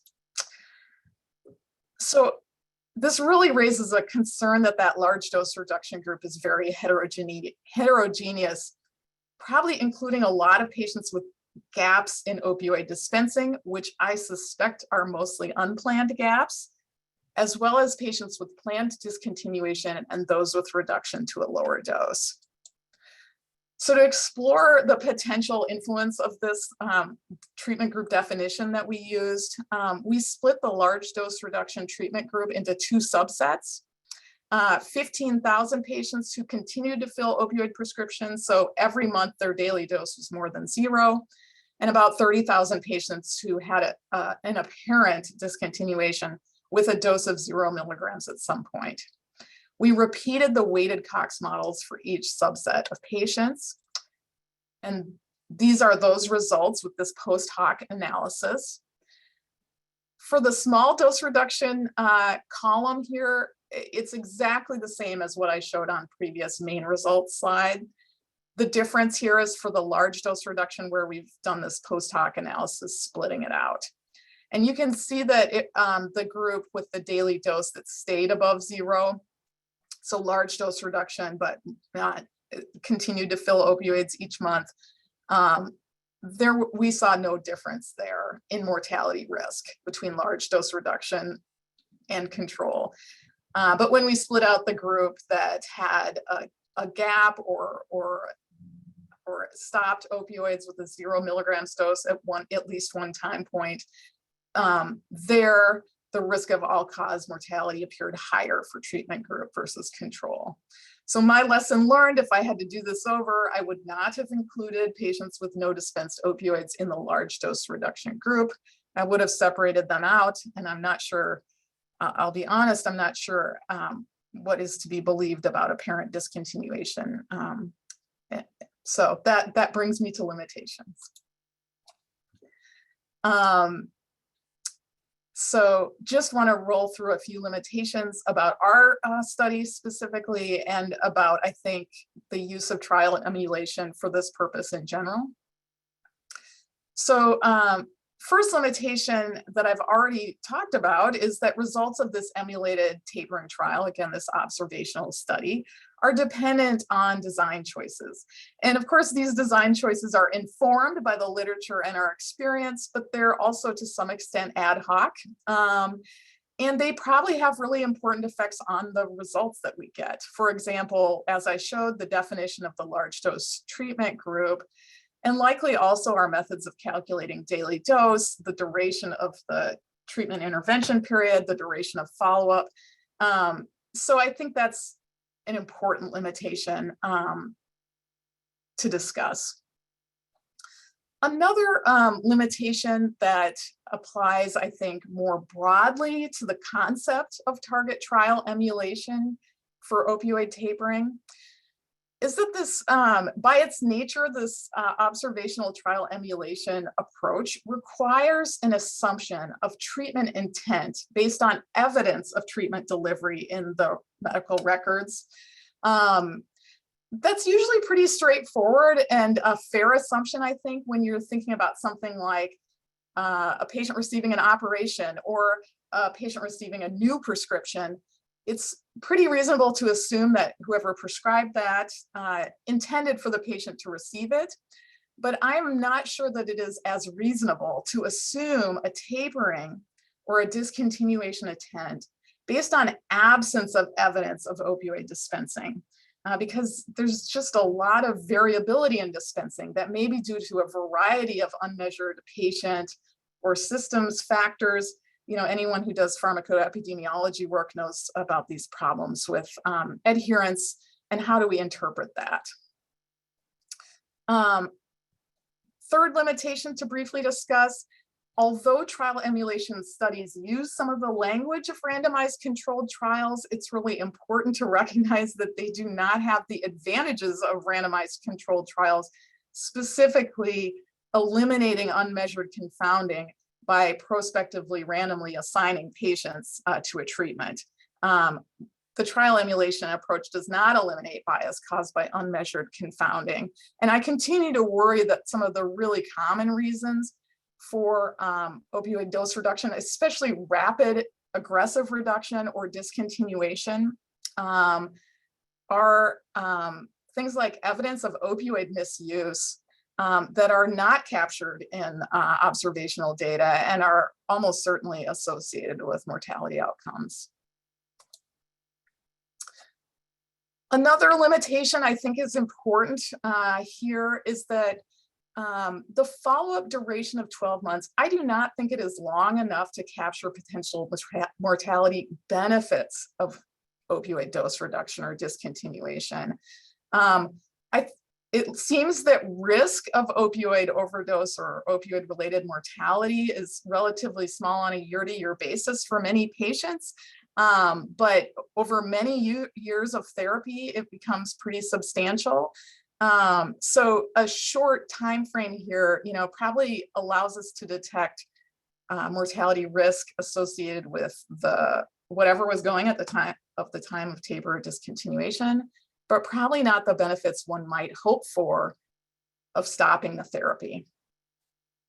And then finally, I think the tapering target trial emulation in this study may have pretty limited relevance to clinical practice. As someone who's done a fair amount of opioid tapering, I'll say that subjective, individual, interpersonal, and resource factors are incredibly relevant to decision-making about how fast and how far to taper opioids. And also, I'm not sure how realistic it is to think that you could even determine such a thing before starting. Tapering really is a dynamic process. I have come to be believe that I can almost never predict how well it's going to go for an individual patient. And often I really do have to change gears after, one or two dose reductions. Just there are a lot of dynamic and multiple decisions over time when you're doing this in the real world. So would the results of a trial change my practice? I don't know. I suspect maybe not. Just want to mention ongoing and future work. The EPOC cohort study is ongoing. We are working on additional analyses that will provide context for interpretation of the results I presented today. And these results are preliminary as a result. So we had our original planned analyses of opioid dose reduction effects on patient outcomes, which did not use emulated trial methods. And then we do plan to do some sensitivity analyses, trying different emulated trial design choices, as I previously discussed. I was asked briefly to comment on the opioid initiation trial emulation protocol. This is my last slide, by the way. I won't go on much about it, but we can talk in the question and answer.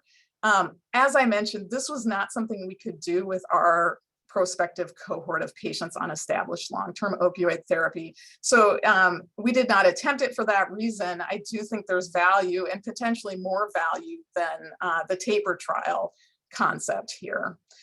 Just wanted to bring up a couple of things in terms of the proposed eligibility criteria for that initiation emulation protocol.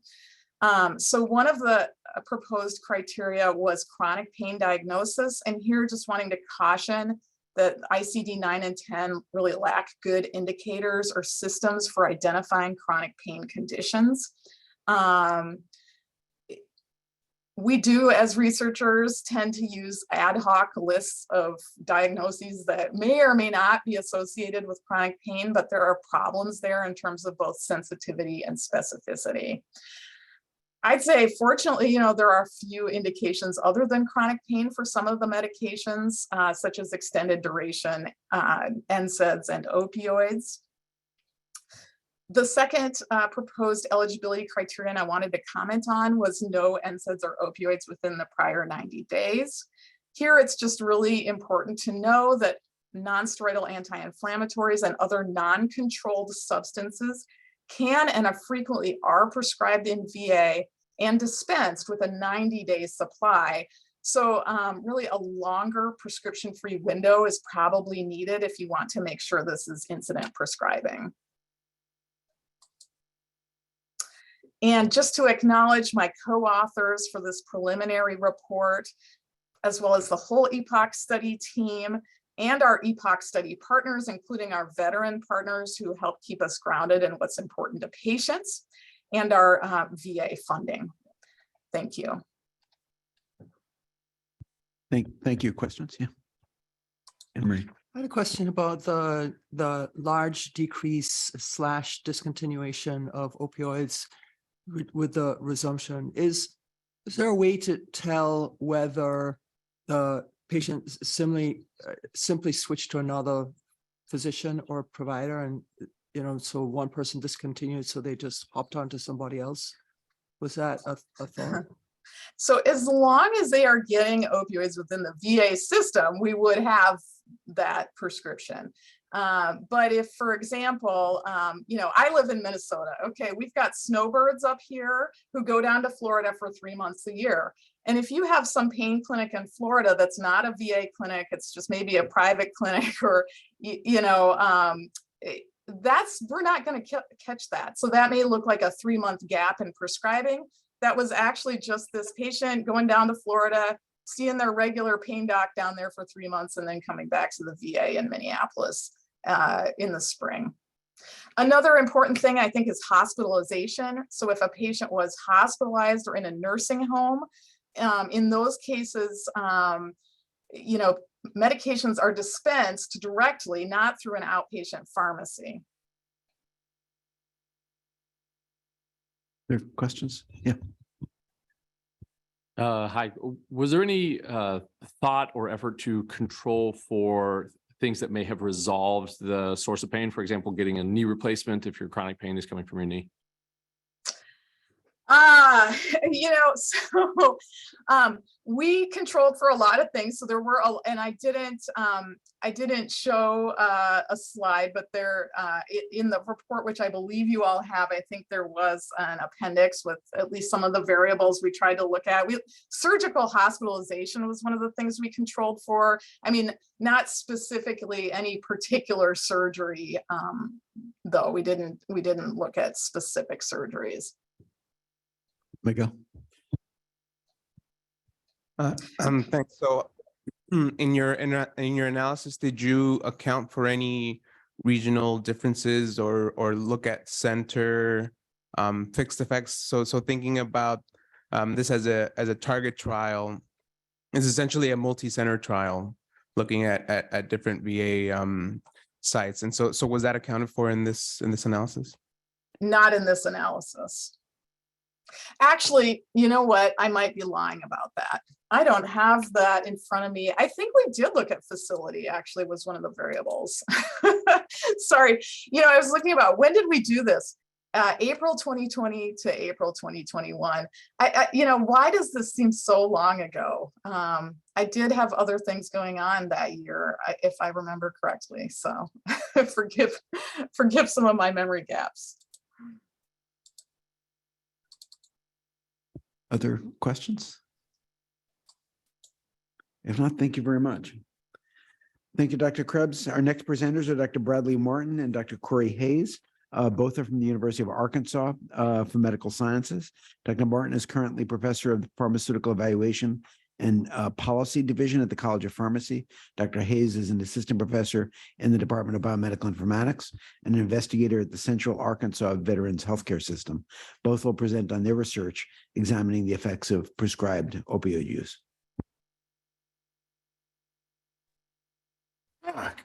Good morning, and thank you for inviting us to allow us to share our results with you. I must say, I apologize. I'm a little under the weather, so my voice won't be up to its normal self here. Next slide, please. So here's our funding and disclosures. So this work emanated out of a dissertation grant awarded to Dr. Hayes. I was his major professor in that, and then you can see the disclosures here. Next slide, please. Okay, we were specifically asked to comment on 2 papers, but I wanted to provide where these papers fit into the larger body of work that we did, where we looked at veterans who initiated a course of chronic opioid therapy, and I'll define that later in the presentation. And then we followed them and then put them into 3 buckets. Ones that maintain their chronic opioid therapy, those that discontinued their opioid therapy, and then if you didn't fit into one of those 2 buckets, those were put in the bucket of transitioning to intermittent opioid therapy. For those that were continuing chronic opioid therapy, we also split that group into those that escalated the dose and compared those that maintained their opioid dose. And we looked at outcomes, largely safety signals, looking for the development of substance use disorders, opioid use disorders, alcohol use disorders, non-alcohol, non-opioid use disorders. And then we looked at adverse outcomes, which we defined as wounds and injuries, opioid overdose, alcohol-related accidents, self-inflicted injuries, and violence-related injuries. And in some of the contrasts, we looked at changes in self-reported pain. What we're going to present to you today are 2 studies where we're going to compare veterans that continued chronic opioid therapy versus those that discontinued on some of these outcomes I just mentioned. As we were doing this work and wrapping up this work, we realized that these buckets that we created were largely arbitrary. And about this time when we were writing up this work, Dr. Hayes and I became familiar with group-based trajectory modeling. And then we explored, instead of coming up with these categorization schemes, I'll go through the definitions of how we place people in these buckets. We allow the data to inform us to create additional buckets and more nuanced looks at changes in chronic opioid therapy over a 2-year period. Next slide, please. All of this work has already been published, and you can easily find it. Next slide, please. So today we're going to focus on 2 studies. I'm going to report the work of the association between discontinuing chronic opioid therapy compared to those maintaining chronic opioid therapy and looking at those non-pain, self-reported pain measures. And then Dr. Hayes is going to report the work on the trajectory model. Next slide, please. Okay, these are the methods that are going to be common to both studies. This was a study that looked at VA data from the corporate data warehouse from 2008 to 2015. It included all the healthcare encounters, both inpatient and outpatient, to a VA facility. Then also importantly, included care delivered to veterans paid by the VA outside the VA facilities. We relied on the outpatient VA pharmacy data that Dr. Krebs just spoke about, demographics, the vital signs file to get access to pain measures, and then vital status was just looking at date of death. At the time of this study, we didn't have the death certificate data and were unable to determine the cause of death when we conducted this work. Next slide, please. So here are our patients. So these were all persons that had chronic non-cancer pain. And as Dr. Krebs just mentioned, there's a challenge in defining these, but these are conditions that tend to be associated with chronic pain. And we looked at arthritis, back and neck pain, neuropathic pain, and headaches and migraines. And persons had to have at least one diagnosis of this. They had to initiate long-term opioid therapy. So what we did is we looked for a veteran's first course of chronic opioid therapy. Once we identified that first course of chronic opioid therapy was defined as 90 days of opioid use without a gap of 30 days that occurred within a 180-day time window. As soon as we identified that first 90 days of use without a significant gap in a 6-month period, that's when we entered that veteran into the cohort. We also focused on patients that were ambulatory, that had adequate follow-up. So persons that had palliative care, hospice care, this is a non-cancer, they had to be free of cancer. And in order to adequately assess their opioid use patterns after their initial chronic opioid episode, they had to be alive at least 180 days after the first chronic opioid use period. Next slide, please. So our outcomes were based on Karen Seal's work published about a decade ago. I already mentioned these. So what we did, these are all based on ICD-9 codes, looking for these. These are, I've already mentioned these. We categorized as the 2 groups, those that we labeled as opioid-related adverse outcomes, which included accidents related to wounds and injuries, opioid accidents and overdoses, alcohol and non-opioid drug-related accidents and overdoses, self-inflicted injuries, and violence-related injuries. And as I previously mentioned, we looked at opioid use disorder, non-opioid drug use disorder, and alcohol use disorder. Next slide, please. So here are our covariates. I'm not going to describe all of these to you, but I'm going to highlight a couple. One of the things that we were able to leverage with the VA CDW data was to get a look at pain scores. So for each subject, in addition to the standard demographics that are included in most analyses, measure of comorbidity, looked at mental health conditions like schizophrenia, anxiety, major depression disorder. But we also looked at pain score. So not only we calculated the first pain score, the average pain score in a baseline period, and then what the change in that pain score was. So we could determine if a person's pain was increasing, decreasing, and use that to, in our propensity score, which I'll go in, to match subjects on. We looked at these medication classes and that were detected in the baseline period. In addition to the opioid medication characteristics, included their schedule, whether it was a long-acting, short-acting, their mean morphine equivalent daily dose, and the days covered of opioid therapy. And then we also looked at prior healthcare utilization that included ER visits, mental health care, and then care that would be used in the management of pain. Next slide, please. So here the methods I'm going to work through now are going to be specific to the study that looked at discontinuation and comparing that to chronic continued chronic opioid use. Next slide, please. So this comparison looked at veterans that continued chronic opioid therapy. So how we designed the study, as I mentioned, all the subjects had to have an initial course of chronic opioid therapy. And then we did that and defined these in 180-day blocks. And then in the subsequent 180-day block, if they had 90 days of continuous use without a significant gap, they were considered to be in the continued chronic opioid therapy group.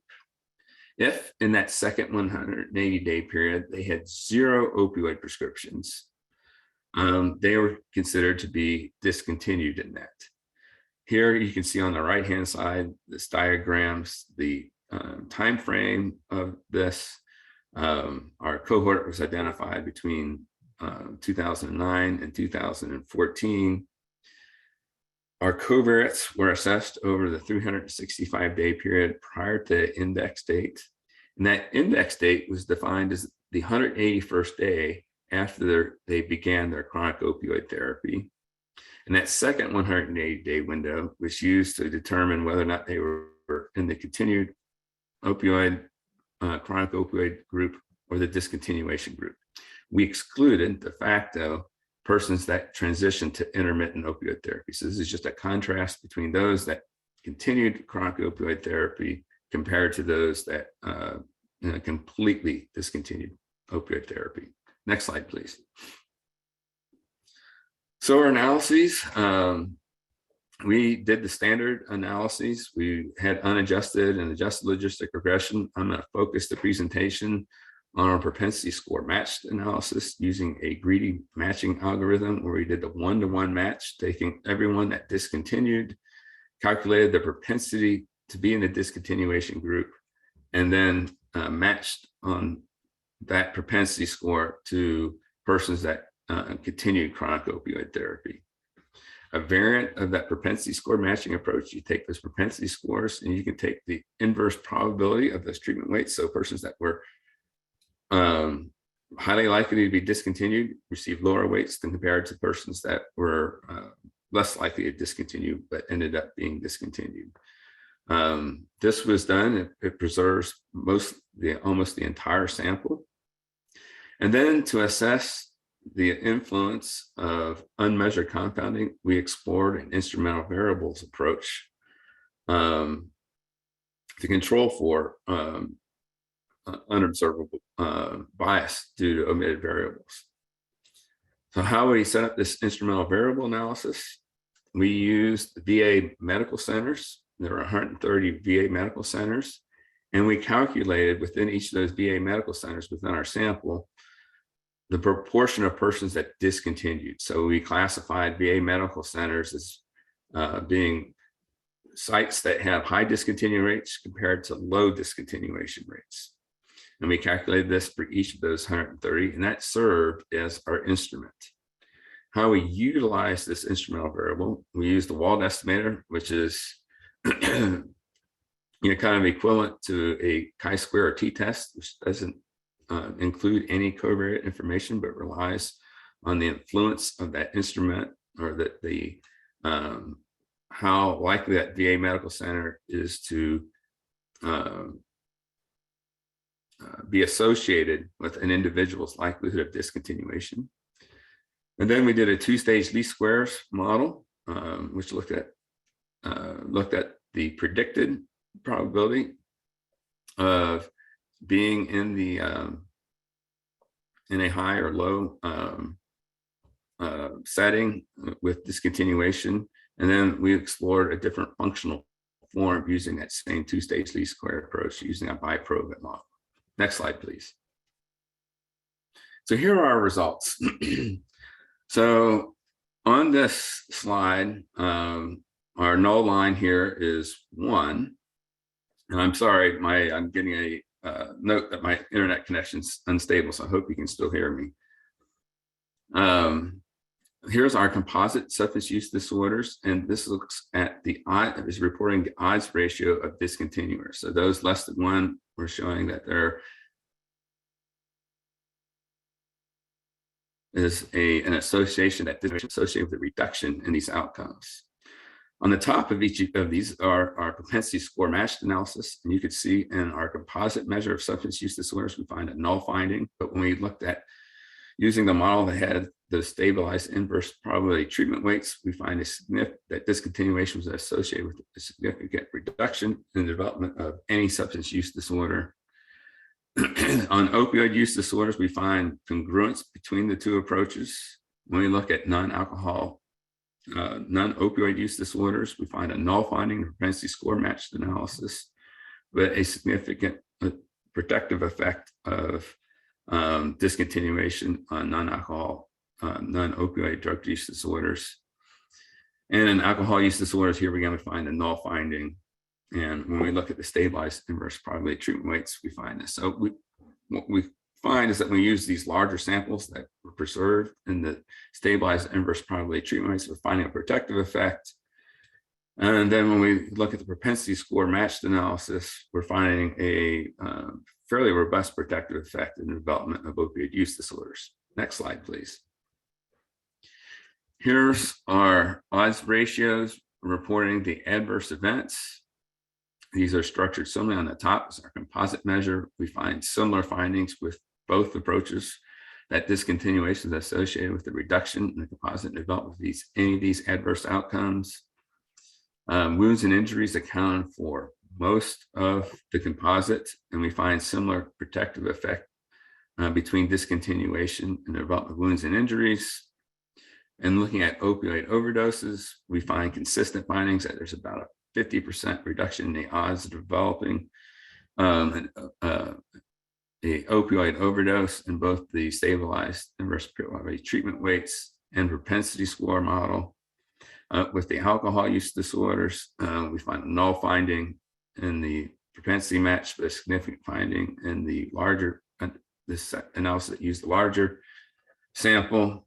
Self-inflicted injuries, here again, a null finding and propensity score match, but a protective effect in the larger analysis.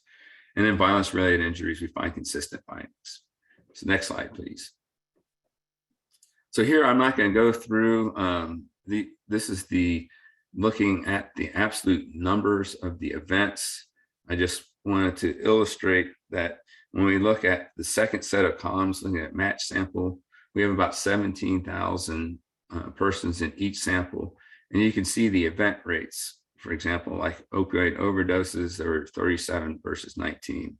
If we go to the second to last column, we could see in the stabilized inverse probability treatment weight samples, here we preserved almost the entire sample of 151,000 subjects.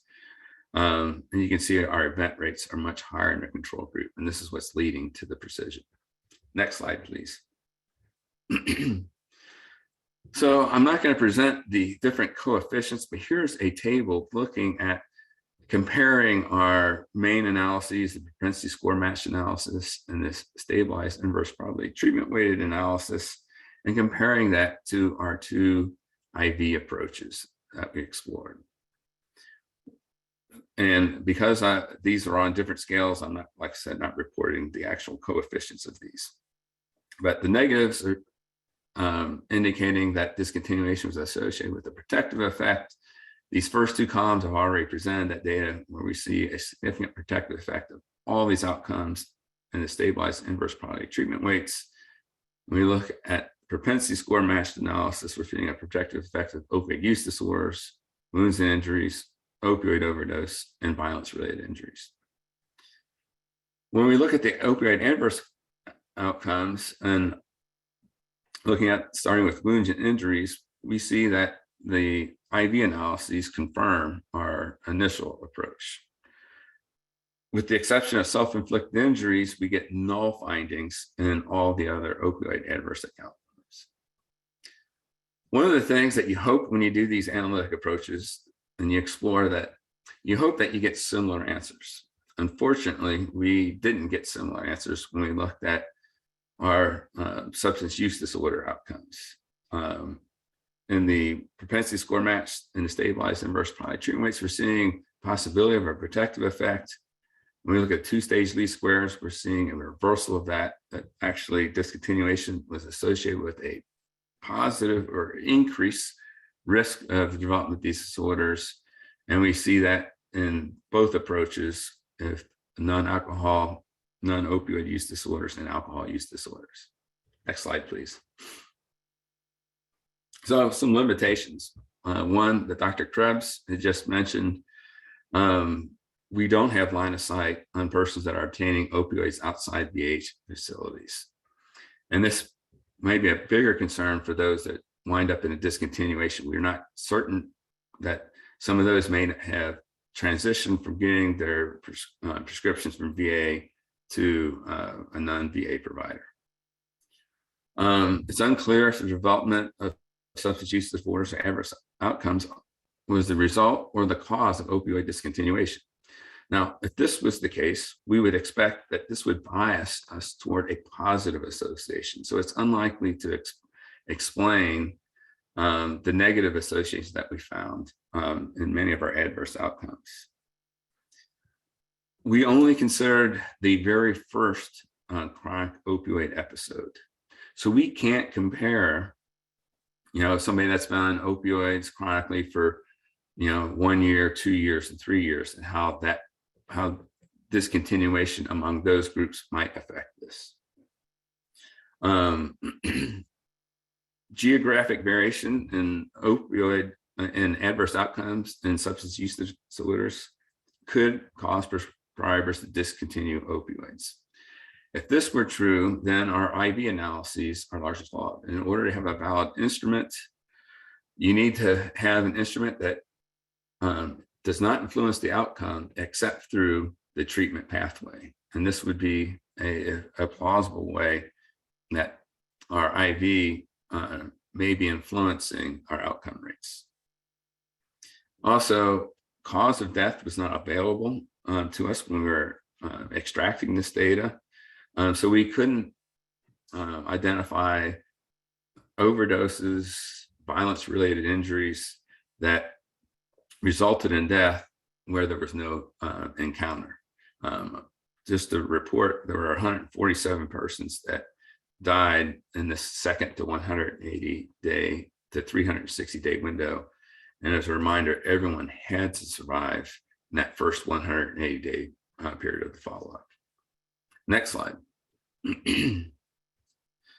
So what we think we can conclude based on this is that one of the things is that opioid discontinuation does not appear, we find no evidence that it increases rates of overdose, self-inflicted injuries, accidents, or any of our opioid adverse outcomes.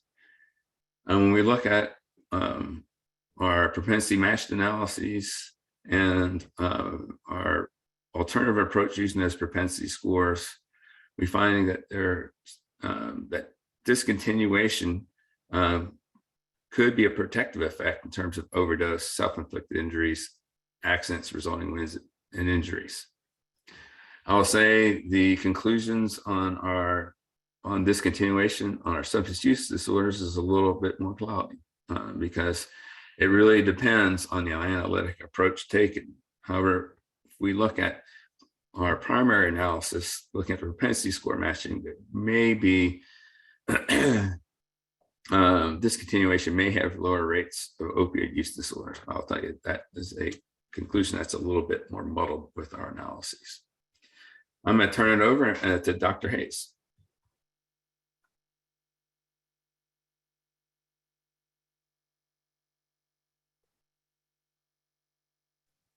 All right. Good morning, everybody. So I'm going to talk about a follow-up paper that was published in Pharmacoepidemiology and Drug Safety, where we looked at this idea of group-based trajectory modeling.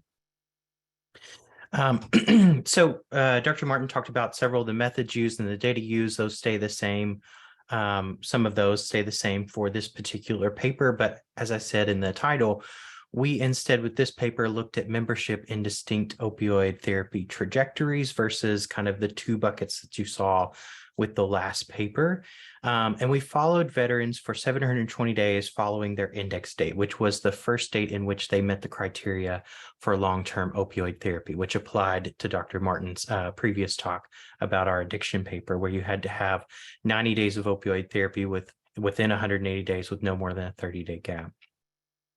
To develop the group-based trajectory models, we summed the days of opioid coverage for each 180-day period over that 720-day time frame, and we estimated the group-based trajectory models with the days covered in each 180-day period as the outcome variable. So whatever that days covered was for each 180-day period, so you have a total of 4 periods. For analyses, we followed veterans until one of the following. So in our group-based trajectory modeling, we censored patients if they had no inpatient or outpatient or pharmacy prescription fill in the given 180-day period. And for our outcomes, we followed the patients until either the end of the study period, so that 720 days from the index date, the end of the data, which again, going back to Dr. Martin's portion, we ended with fiscal year 2015, the date of death, or whether they experienced one of these outcomes. And that was separate for each outcome that Dr. Martin went through. We used 2 analytic approaches, one the kind of a basic Kaplan-Meier curve for each of our outcome, and then we fitted accelerated failure time models for each of our outcomes. So here is kind of looking at the overview of how this was done. So the index date on the looking like a railroad track at the top is the start of chronic opioid therapy or long-term opioid therapy is day 0. So this is the first date in which they met that definition. And we looked at baseline covariates in the year prior to that, and then also looked at opioid characteristics and pain scores in that 180 days before and after, but only used the before period, that 180 days before in our adjustment. And then over the outcome period, we looked at the trajectories and the outcomes. So these are overlapping in timeframes. Our group-based trajectory modeling, we landed on 7 different trajectories. You can see each of these here with days covered on the y-axis and the time to the end of the study period on the x-axis. So the very top line is what we called persistent high days covered. So we labeled these. We could discuss whether these are the best label representations, but we labeled these for each of the trajectories. And so persistent high days covered, you can see sits above 150 days of coverage for each 180-day time period. Days covered reduction, delayed discontinuation are the next 2 lines there in the star and the asterisk sign. And then persistent moderate days covered and modest days covered, as well as moderate pace discontinuation and rapid discontinuation. So as you can also see in our legend, most of our patients, or the biggest proportion of our patients, 31, almost 32%, landed in the persistent high days covered trajectory. So we looked at 2 different groups. One group in which these patients by the trajectory developed substance use disorders, excluding those who had substance use disorders in the year prior, and then also the adverse outcomes. And so both of those outcome groups are what Dr. Martin talked about in the previous paper. And this is showing you the acceleration factors for each of the accelerated failure time models. and it's comparing to a referent of persistent high days covered. And so just a couple of these that I do want to point out for this and with substance use disorders is that all along the top, whether you're talking about in the first column is alcohol use disorder, unadjusted and adjusted, drug use disorders, unadjusted and adjusted, and opioid use disorders at the very end. Delays days covered reduction had higher risks as compared to those in the persistent high days covered trajectories, ranging from around 30% to upwards of 60%. The other one that showed persistent risk for substance use disorders was delayed discontinuation as compared to persistent high days covered. And so these ranged from anywhere from about 40%, 30% unadjusted, up to 80%. And then looking at the other types of outcomes that were a part of that SEAL definition that Dr. Martin talked about, all along the top are your accidents related to wounds and injuries, alcohol and non-opioid overdoses, opioid overdoses, self-inflicted injuries, and violence-related injuries. These show similar trends as with the substance use disorders. So as compared to those following trajectories of persistent high days covered, those following trajectories of delayed days covered reduction had higher risk of these outcomes. And you can see that all along the line here. The other trajectory, just like with substance use disorder, that showed similar results was the delayed discontinuation. So fairly consistently, not all of them significant, but consistently higher probability or risk for these outcomes as compared to persistent high days covered. And then also it's not highlighted here, but moderate pace discontinuation also showed similar increased risk trajectories or increased risk as compared to the persistent high days covered trajectory. So notable findings with this particular study, veterans following persistent days covered trajectories with low levels of opioid days covered was associated with lower risk for overdose and SUD as compared to those prescribed opioids daily. And I didn't highlight that as I was trying to simplify this, but if you go back and look at some of these, you can see that here when you're looking at the persistent moderate days covered and the persistent modest days covered in particular, as compared to persistent high days covered in those risk factors. And then veterans following more of this rapid discontinuation trajectory, which again, when you think about this trajectory, these are patients who had one period of long-term opioid therapy of 180 days, and then in that subsequent period decreased to discontinuation. So, we're talking about 180-day periods here. Just want to make that clear. They had lower risk of overdose and opioid use disorder and higher risk of AUD, drug use disorder, and alcohol and non-opioid overdoses and self-inflicted injuries as compared to those following trajectories with daily coverage. So that persistent high days covered where they're using at least 150 days out of the 180. And then lastly, veterans following trajectories characterized by gradual discontinuation. So they're kind of using for 2 or 3 periods and then start declining fairly rapidly after that in use. These patients following these trajectories and opioid days covered were associated with elevated risks of all types of SUDs, as well as for self-inflicted injuries, violence-related injuries, and wounds and injuries, as compared to those following the persistent high days covered trajectory. So we think that this study kind of tries to address 2 overall questions. The first one being related to persistent high days covered of opioids. Are opioid-related risks lower when persons discontinue long-term opioid therapy? And again, we find that the data or the results seem to be mixed. So this idea of rapid discontinuation, i.e. the 180-day period use of long-term opioid therapy followed by almost no use or no use in that second period. That rapid discontinuation was associated with a lower risk of outcomes most related to opioid therapy, OUD and opioid overdose, and higher for the other outcomes. But delayed discontinuation was associated with an elevated risk of opioid use disorder.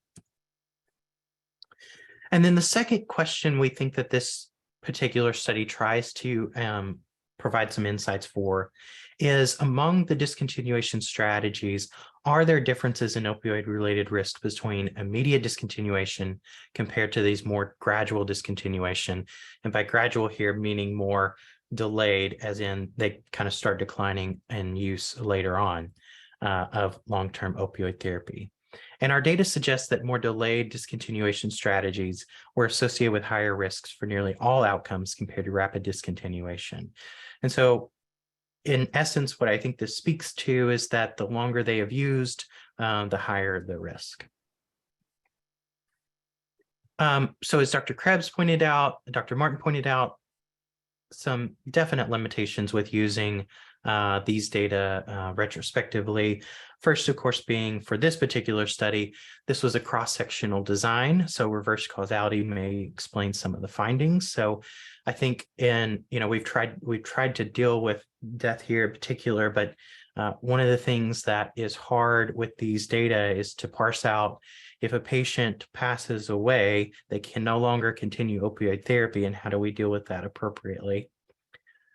These data also did not, or we were not able to explore with these data physical functioning or self-reported pain levels. So most of the pain scores we get are taken by the clinician who is working with the patient. And opioid prescriptions not paid for the VA are not captured within these data. So as Dr. Krebs went through about going down to Florida, that is a limitation of these data. Also, potential unmeasured confounders, incarceration, homelessness, social support that are not easily captured in these data. And also with this particular study, we only did 4 time periods of 180 days of use because we were looking at long-term opioid therapy. And so this does not provide some of that granularity on more frequent intervals, weekly or monthly. But Dr. Krebs is looking at that. So that's a great addition. Accidents resulting in wounds and injuries are another limitation in the sense that they may not all be opioid related. And then finally, we did use older data for both of these studies, fiscal years 2008 through 2015. Okay, and with that, that's my last slide. Thank you very much. We are running a little bit late, but we have time for a couple of questions. John? A quick question, I hope. The recording of pain in medical records is notoriously bad. And I just wondered what your thinking was about the missing data. And again, just a very quick question. The second question just relates to your outcomes. In both cases, it seemed that non-opioid related events went up. And I wondered if you had any thoughts about that finding.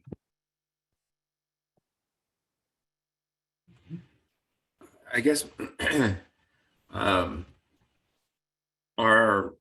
we looked at the discontinuation, where we see the rates going up is only with our instrumental variables analyses. And the others, they were actually going down, if you're referring to the non-opioid, non-alcohol use disorder and alcohol use disorders. We were seeing them go down. It was with this alternative analytic approach. That's the only one where we see them going up. Now, with the trajectory work, we're seeing those go up with those changes in opioid therapy that where there's a more delayed discontinuation. So I'm trying to understand, I guess, more precisely on that point. Maybe I misinterpreted, but in reading the results of the group-based trajectory, it seemed that with the rapid reduction or with the slow reduction, that other things all went up. The opioid-related issues went down. So you seem to have a mix there. That is correct. So if we're looking at the rapid discontinuation, and I'll tell you, we don't have, and I'll let Dr. Hayes come in on this. So it appears that those outcomes that are most closely related to opioid therapy, we see a protective effect with that rapid discontinuation. For those others, we're seeing, yeah, that increase that you noted. I'll let Dr. Hayes, if he has any insights that why that might be. Yeah, so this is a really good point. And I think so I didn't present any of the Kaplan-Meier curves, but if you look at those curves, you'll see that like kind of where this change in therapy is occurring is where you start to see those changes in the risk itself. And I'm wondering if from a clinician standpoint of view, going back to the fact that this is observational data and it's hard to parse out which happened first, is this something to where the patient experienced some of these other types of outcomes that are troublesome? So did they experience kind of an overdose with their benzo, and now we're concerned about their opioids and having that on board as well, and so do we want to start start tapering that down? So I guess that's where my mind in trying to fill the void clinically as to your question goes. And I've thought about on several occasions, and I'm wondering if that's part of what may be at play. So thank you very much. Thank you, Doctors Martin and Hayes. We're scheduled for a 10-minute break. Is everyone okay reducing that to 5 minutes? We begin to catch up a little bit of our time, at least. Okay. So see everybody back quickly in 5 minutes.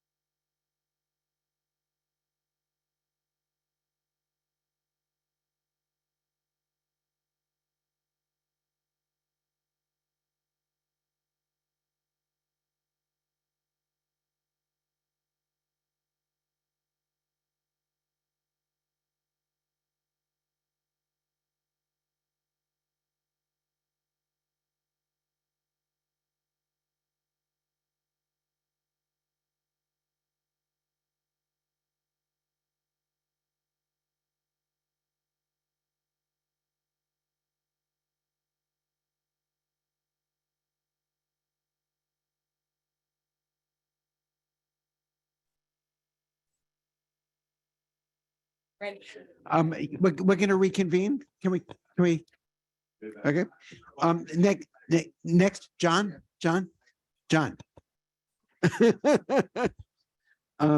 Next are Dr. Oliva and Trafton from the Department of Veterans Affairs. Dr. Oliva is an investigator at the VA Palo Alto Healthcare System and senior evaluator for the VA Program Evaluation and Resource Center. Dr. Trafton is the director of Program Evaluation and Resource Center at the VHA Office of Mental Health and Suicide Prevention. They'll discuss potential VA data sources and design considerations. Thank you. Thanks so much for having us. I really want to make sure we have time for the provider and veteran panel. So we are going to probably go a bit faster through this just to try to respect everyone's time.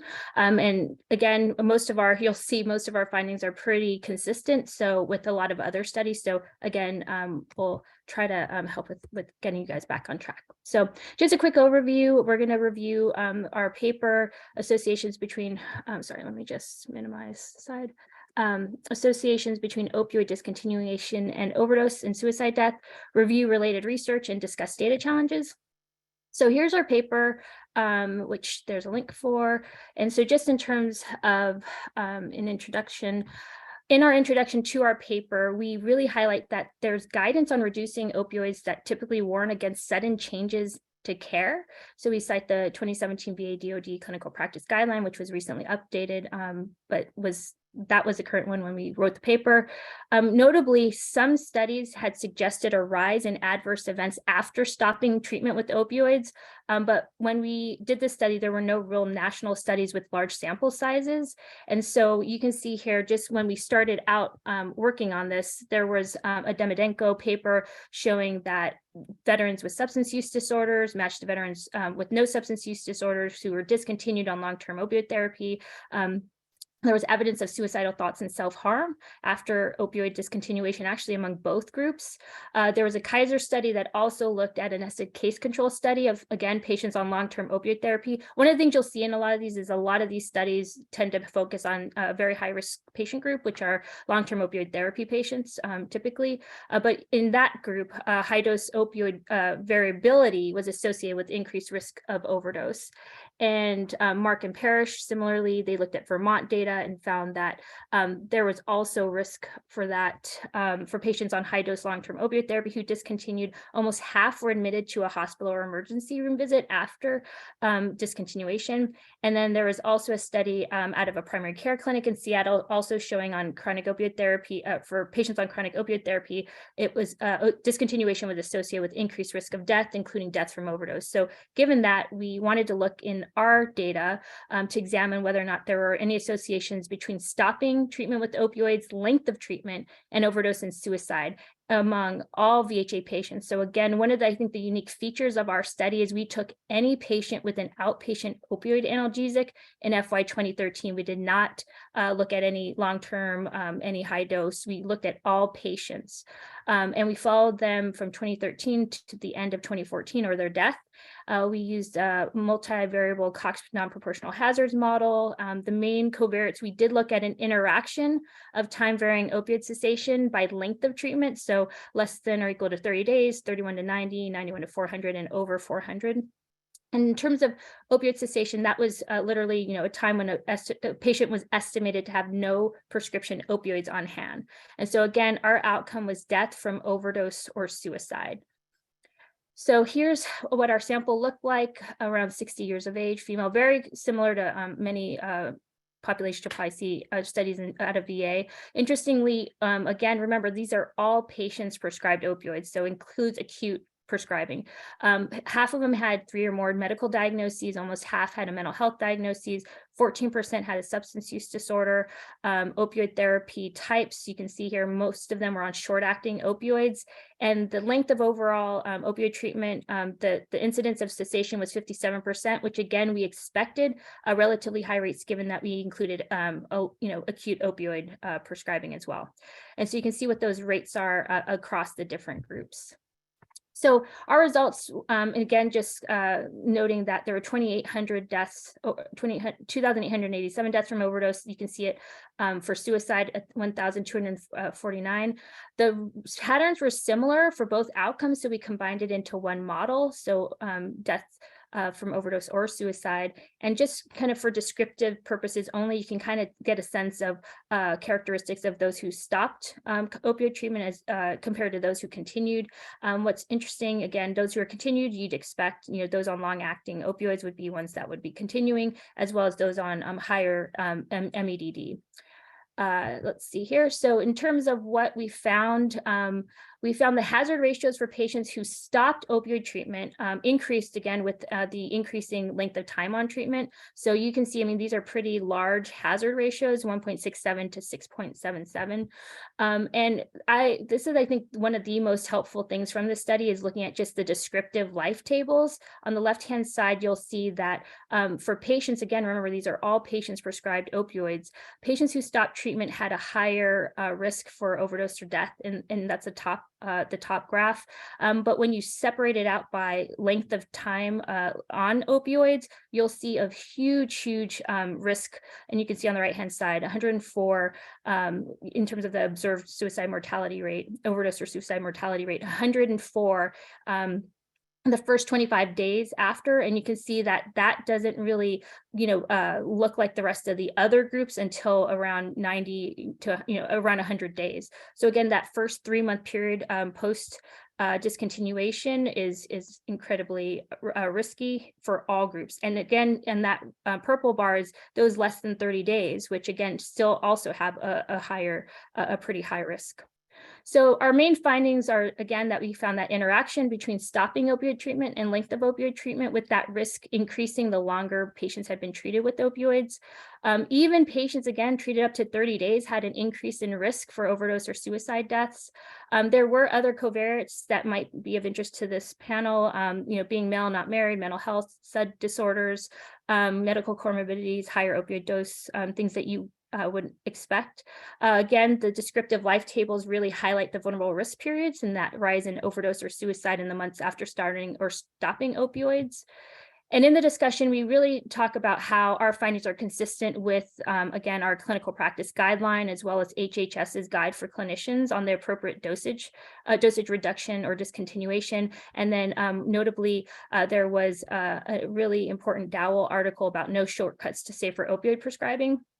And so in terms of the implications for clinical care, Dr. Trafton will talk more about that, but really ensuring we provide patient-centered care that looks at a broad array of risk factors, closely monitoring for at least 3 months after patients stop treatment, making sure to continually manage and treat pain and comorbid conditions. You could see from just the descriptives, there's a lot of comorbidity going on, and ensuring that we preserve relationships with healthcare providers, especially post-opioid cessation. We know that for opioids, when people are on them, they have to come in regularly. When those are no longer in place, particularly on high-risk patients, they don't come in for those touch points.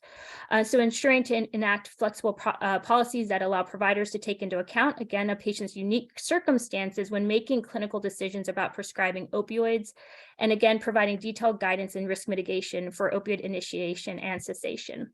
So similar to many of the other studies you've seen, this is observational. We cannot prove cause and effect, and is obviously subject to confounding.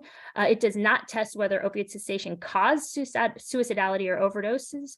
The opioid cessation variable did not consider reasons or clinical intentions for stopping opioid treatment or the speed of its execution. Again, whether or not it was voluntary, whether or not the pain resolved, concerns about adverse outcomes. These could all be reasons that, again, we weren't able to assess in the study. One of the strengths, as well, is that it did include all patients prescribed opioid analgesics. And so those, again, we expected a bias, if anything, a bias toward lower risk in our findings, being that, a good portion of the patients in our study were on just acute opioids, but that was not found actually. And we lacked data on adherence to treatment, unused drugs after the prescription ended, as well as opioids obtained outside of VA. So in conclusion, patients were at greater risk of overdose or suicide death after stopping opioids, with the risk increasing the longer they've been treated before stopping. The first 3 months, again, really important clinical periods of elevated risks, and again, an opportunity for clinical intervention. But again, they have not been a focus of guidelines for long-term opioid therapy. And efforts to reduce overdose or suicide deaths should take a broader view on patient safety, going beyond simply opioid management. And again, patient safety and risk mitigation should include the patient's perspective, and we should be examining risk factors that place the patients at risk for overdose or suicide. I think this is really an important point, whether they continue or stop opioid treatment. So sorry to go through that quickly, but I really want to make sure the next group has all the time they need for those veterans' perspectives. And I will hand it over to Dr. Trafton to talk about how this fits in with the milieu of other studies that are happening.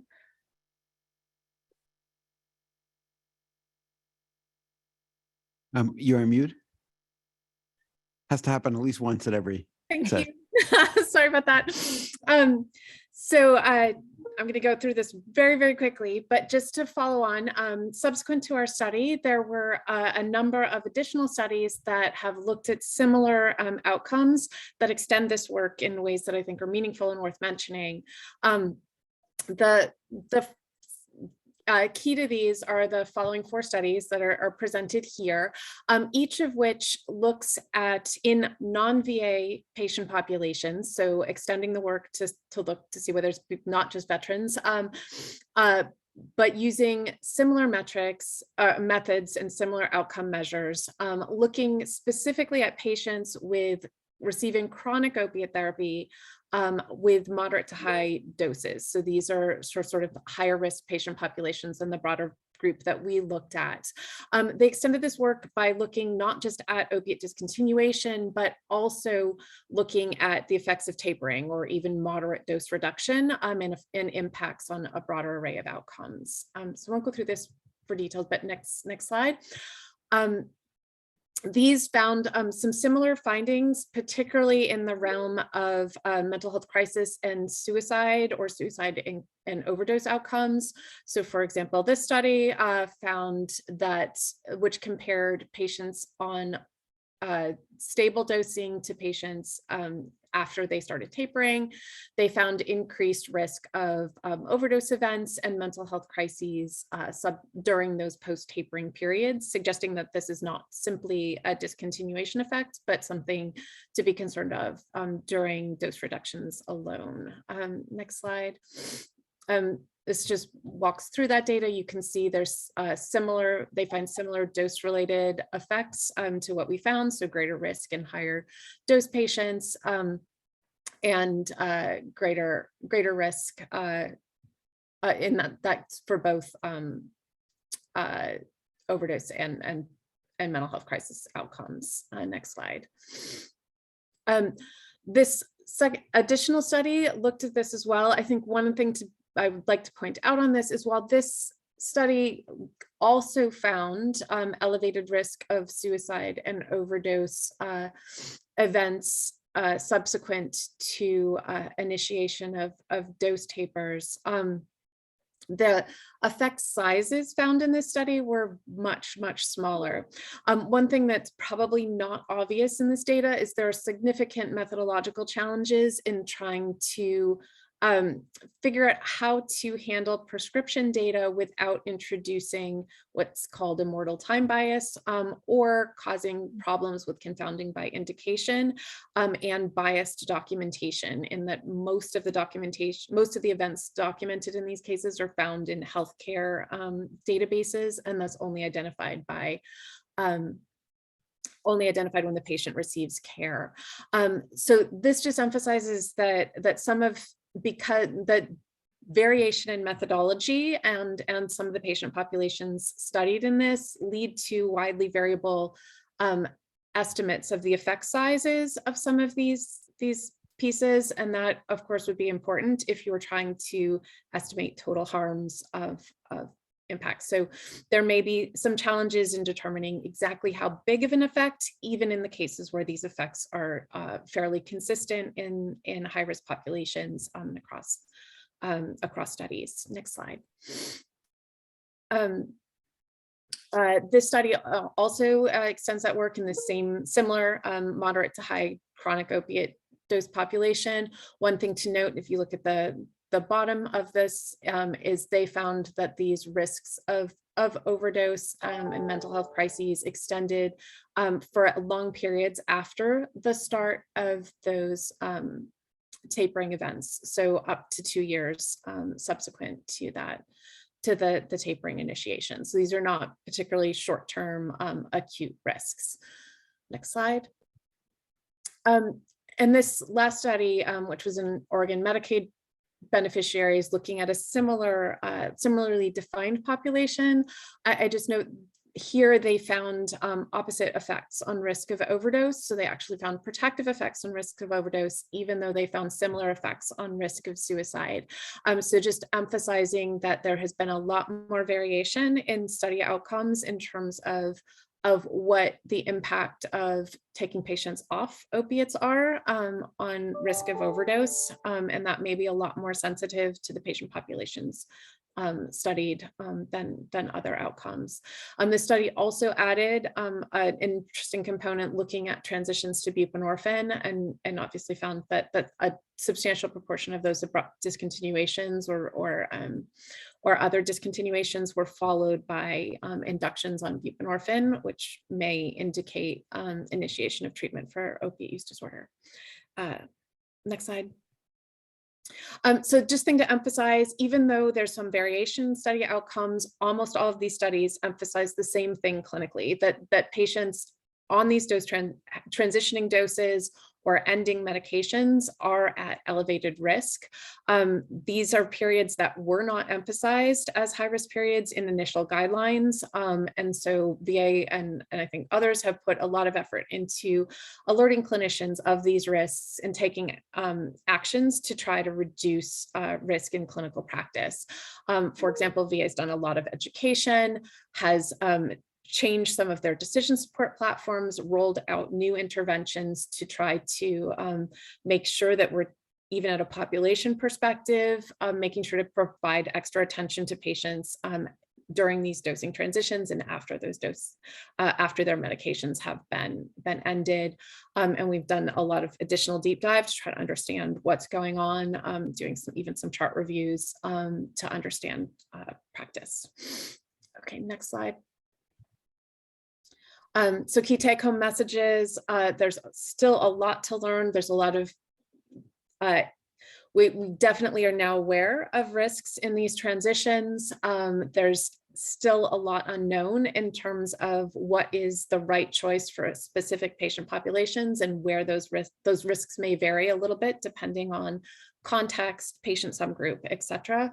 But ongoing study is very, very important. And the key take home from a clinical perspective is simply that we need to be very, very careful, highly monitor these patients, make sure we're doing harm reduction, risk mitigation efforts during not just the period in which we are considering or prescribing opiates, but far beyond that period as we follow up patients in their for long-term care.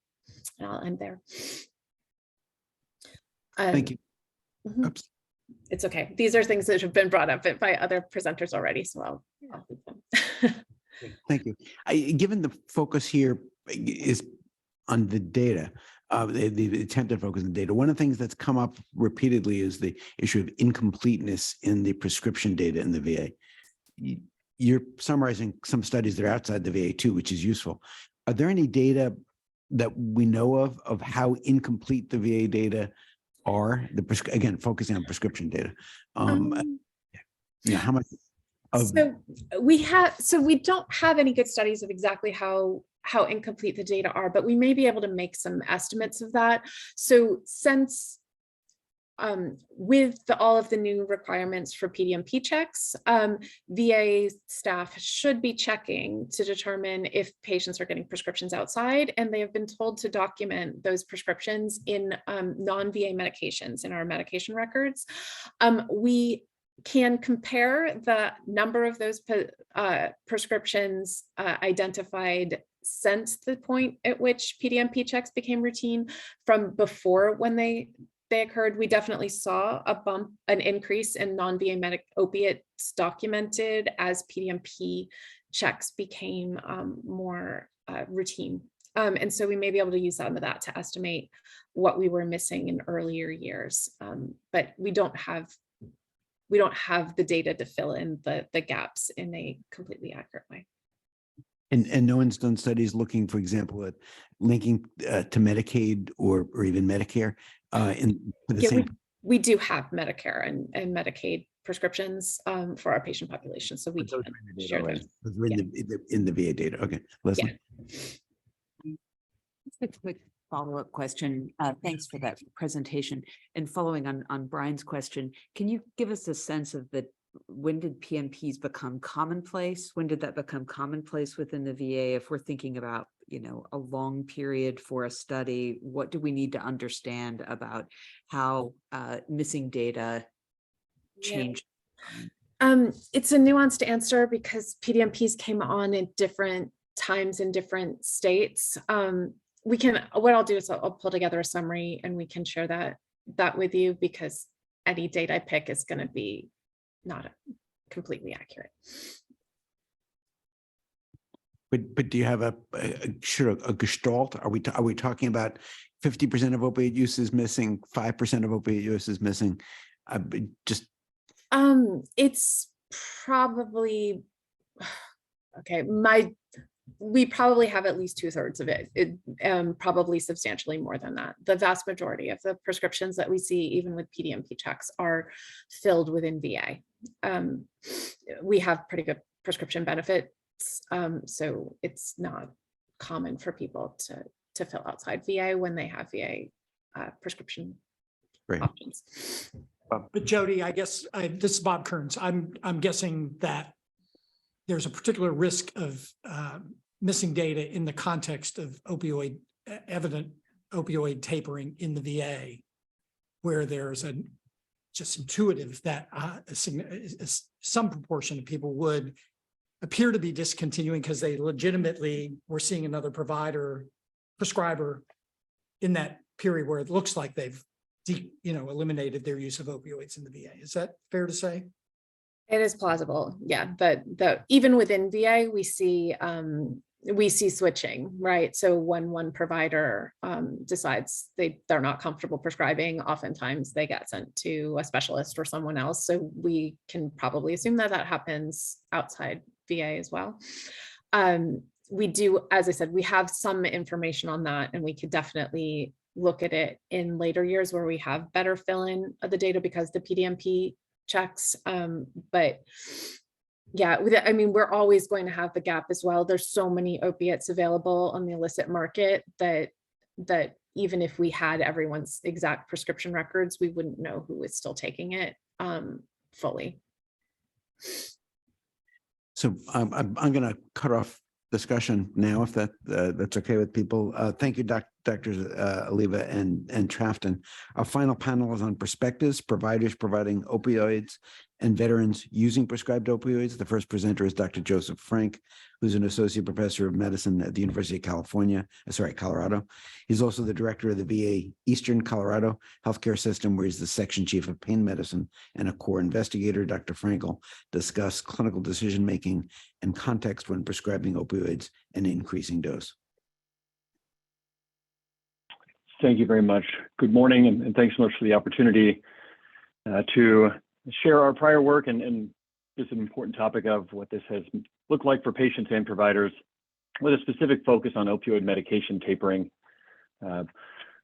Briefly here at the start, I have no financial disclosures. I am a VA employee, and this presentation are my views and are not those of the VA or the government. I'll just share by background, and the lens that I'll be speaking from today is that I'm trained as a general internist. My clinical experience has been in primary care in the VA from 2013 to 2020, and more recently within the context of an interdisciplinary pain management team here in VA. And finally, I'll say I've really had my views shaped and improved by collaborating closely with the Veteran Engagement Board here in VA over the last several years. I'm going to really focus on a study that I had the opportunity to participate in a number of years ago, right in the middle of the time frame of the committee's interest, and say that there have been many studies since then exploring these topics, both within VA and out. But I'll focus on a study that we completed, first focusing on patients' perspectives. We had an interdisciplinary team that recruited 24 individuals for one-on-one interviews, recruited from across 3 healthcare systems in Colorado in 2014 and 2015. And this included the VA as well as an academic center and our safety net medical system. I will note that on reviewing these data, we really didn't see important differences between the 3 healthcare systems. It was more of shared experience than distinct for patients in this first study. And to highlight just 4 key themes that emerged from these interviews, we heard from patients that when thinking about discussing medication management related to chronic pain, they really were prioritizing the severe pain symptoms that they were experiencing over a perceived risk, a future risk of severe harms, including overdose. The second key theme was individuals described an experience of perceived lack of benefit from other treatments, that they'd been through many other treatments in the past, and opioid medications had emerged as a treatment that could provide benefit that other treatment options had not previously provided. The third key theme here listed was a fear from patients of abandonment from their provider, from their teams, from the healthcare system, and what that would mean for them. How difficult that would be. And finally, they noted on the flip side of that, the importance of a trusting relationship with a healthcare provider and making any medication changes in a supportive social context. I'll just highlight 2 quotes from this first paper.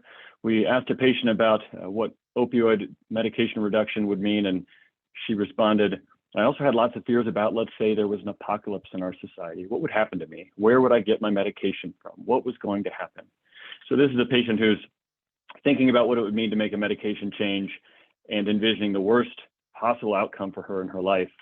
We heard another patient just say, "I needed help desperately by the time hydrocodone was prescribed for me. I'd taken ibuprofen, Aleve, everything over the counter, and it did nothing to help me at all.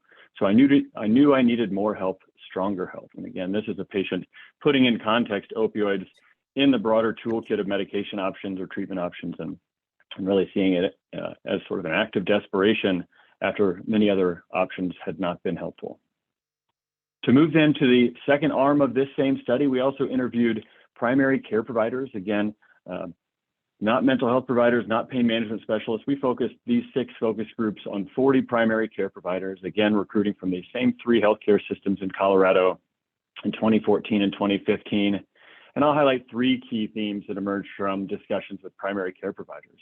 They identified that discussions around opioid medications, especially around reducing opioid medications, could be emotionally exhausting, very challenging, and potentially adversarial.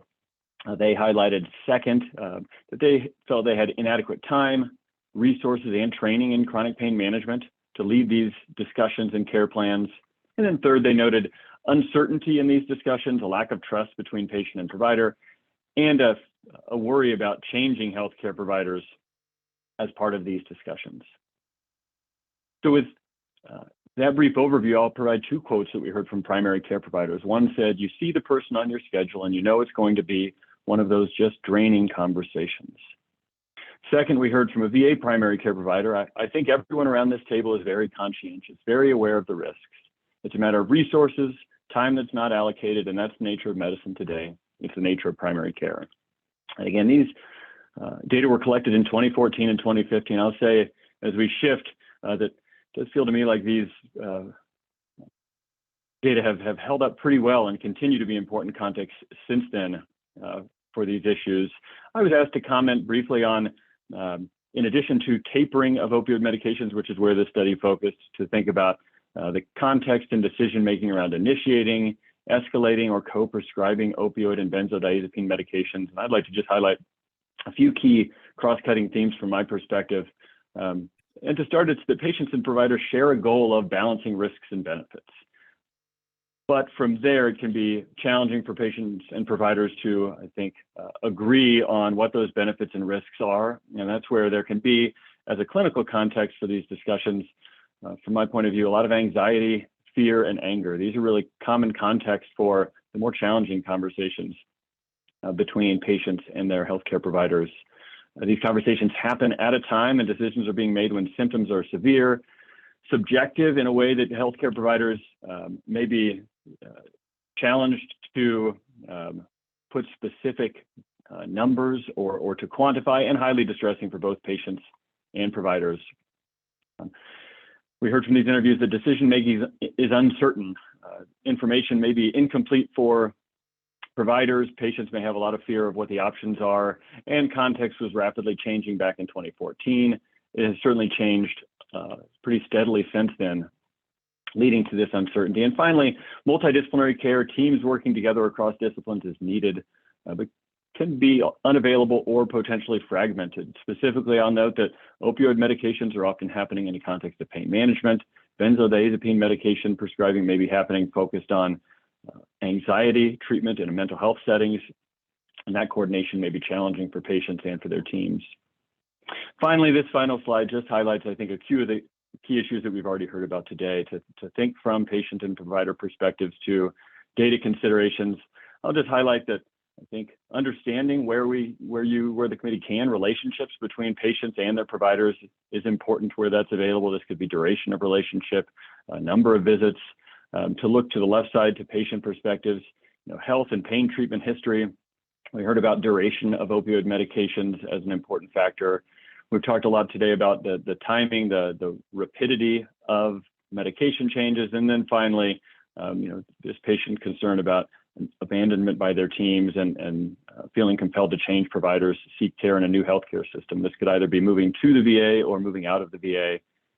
And then finally, on the right, provider perspectives for data considerations really look similar. To think about the context for an individual prescriber, their panel size, the team they have to work in, the resources they have available in their system, and their fear that they may lose their relationship with that patient. Patients may seek care elsewhere within their center or outside the VA. And so hopefully some alignment here in data considerations, both between patient and provider perspectives, as well as what we've already heard today. I'll conclude there and turn it over to Dr. Balbier.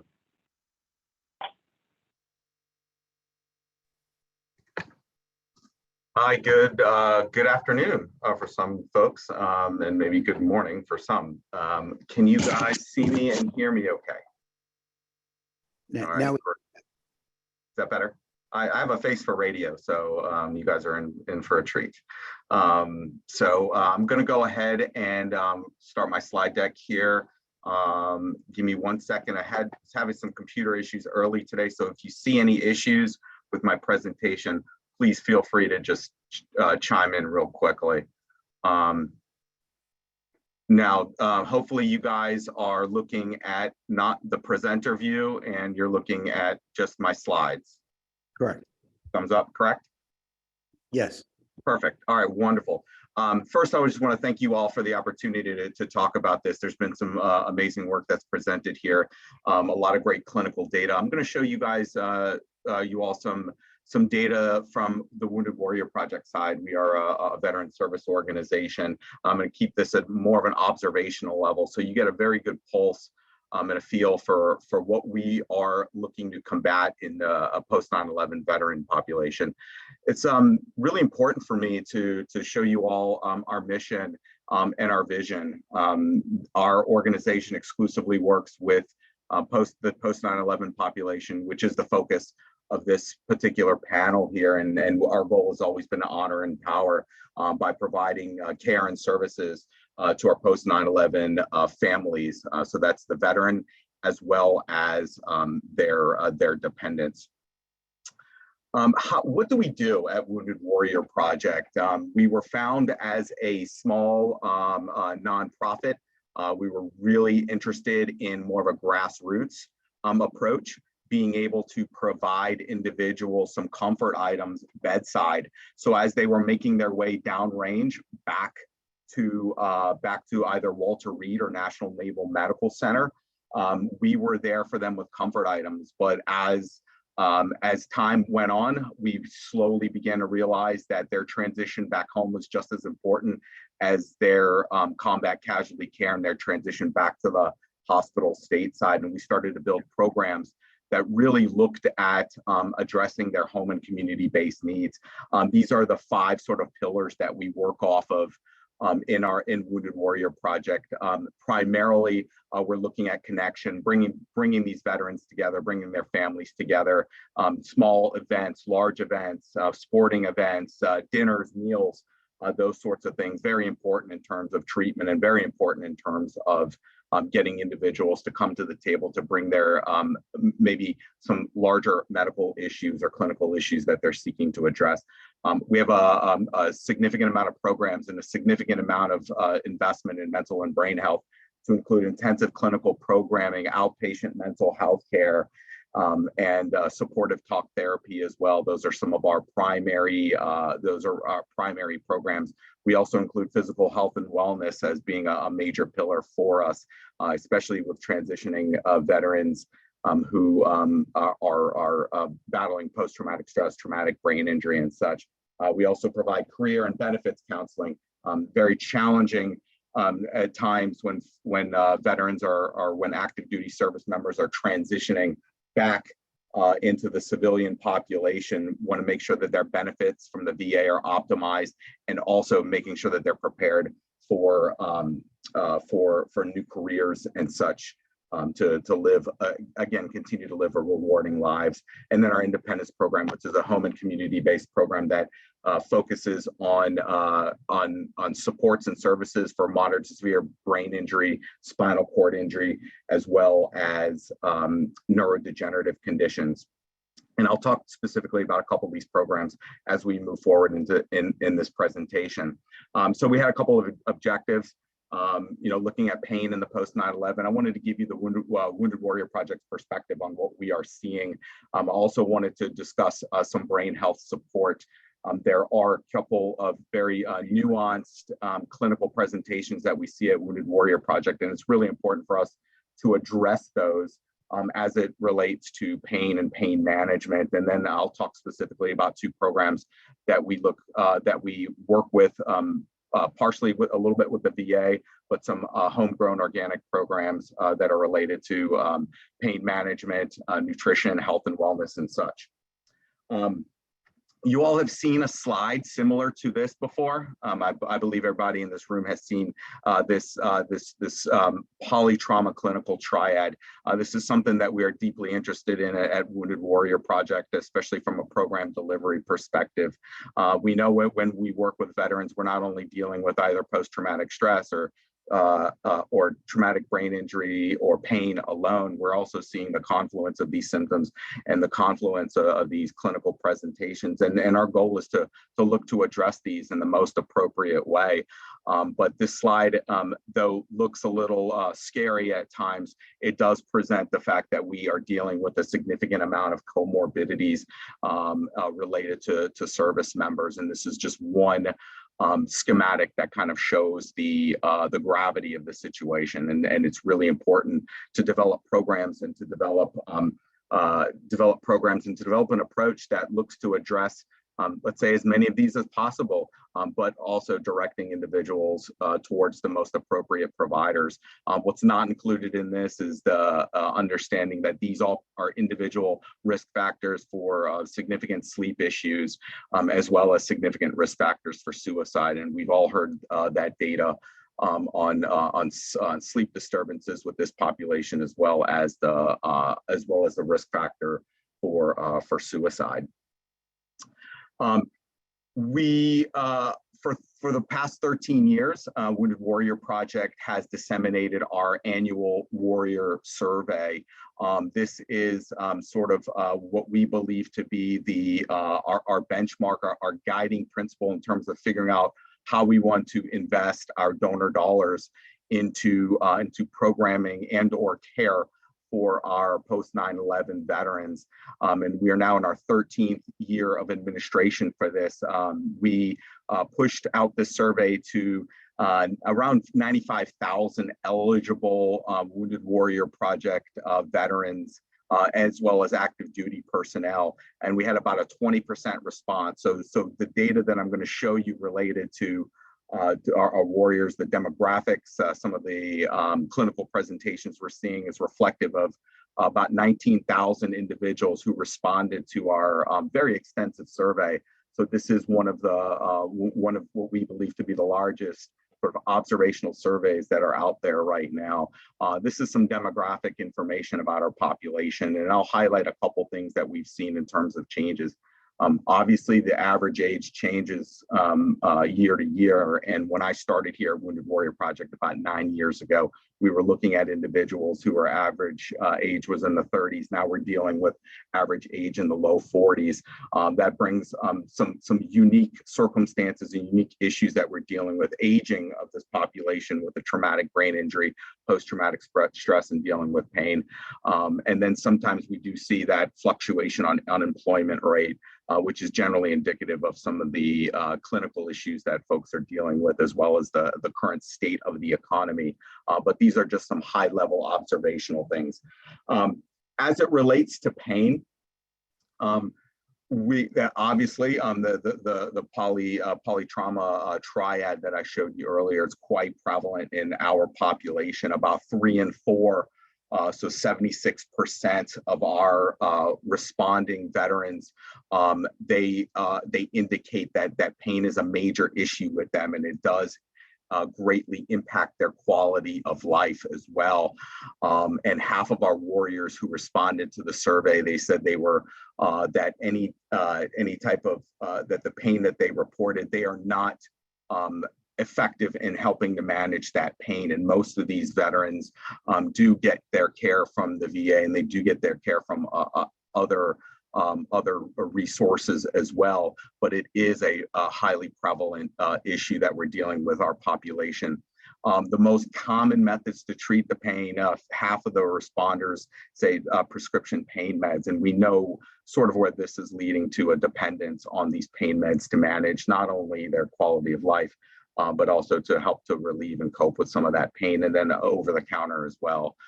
So these are some very clear indications that the veterans that we're working with are doing what they can to manage their pain with their current care team, but also there are some issues here that are quite evident. Now, what I want to do is maybe take a little bit of a twist here on this and really kind of focus, shift our focus a little bit on just pain, not just pain, but really started to build that story a little bit related to traumatic brain injury and pain. Traumatic brain injury, post-traumatic stress, you all are very well familiar with it. These are the 2 hallmark injuries of the post 9/11 generation. This is something that we're very keen on focusing on. When we surveyed our warriors in our survey, in our annual warrior survey, 84% have reported that they experienced some type of brain injury as a result of blast or explosion, motor vehicle accidents, any falls, or even reporting these are injuries from sports. Many of our service members have sporting backgrounds. So we know that there's a high level of reporting on not only brain injury, but what we consider to be post-concussive syndrome as well. So how does that relate to pain?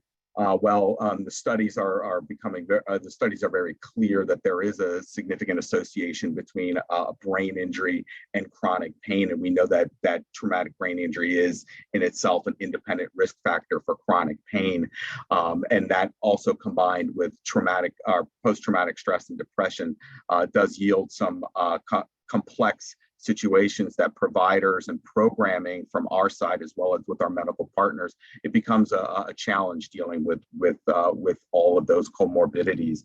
We also know that post-concussive symptoms from traumatic brain injury, they do actually predict the risk for receiving opioid therapy. So we do have to consider that if we are working with an individual with pain and they are being treated with certain medications, and they certainly have a history of a brain injury, I think it's very important for all of us. There's a significant need to educate prescribers and make non-opioid pain management available to those who have a traumatic brain injury and who are dealing with either some cognitive impairment, as well as a cognitive impairment, as well as perhaps onset of other neurodegenerative sequelae. So that's an important thing for us to really consider. Okay, so now getting building that story a little bit more here. Traumatic brain injury and pain. This was a great study that came from senior investigator, Dr. Pugh, Howard et al., really looking at whether or not traumatic brain injury, and I will go ahead and maybe make that assumption that traumatic brain injury plus that influence of pain or chronic pain in this population may lead to a higher level or excess death and mortality in the post 9/11 veteran population.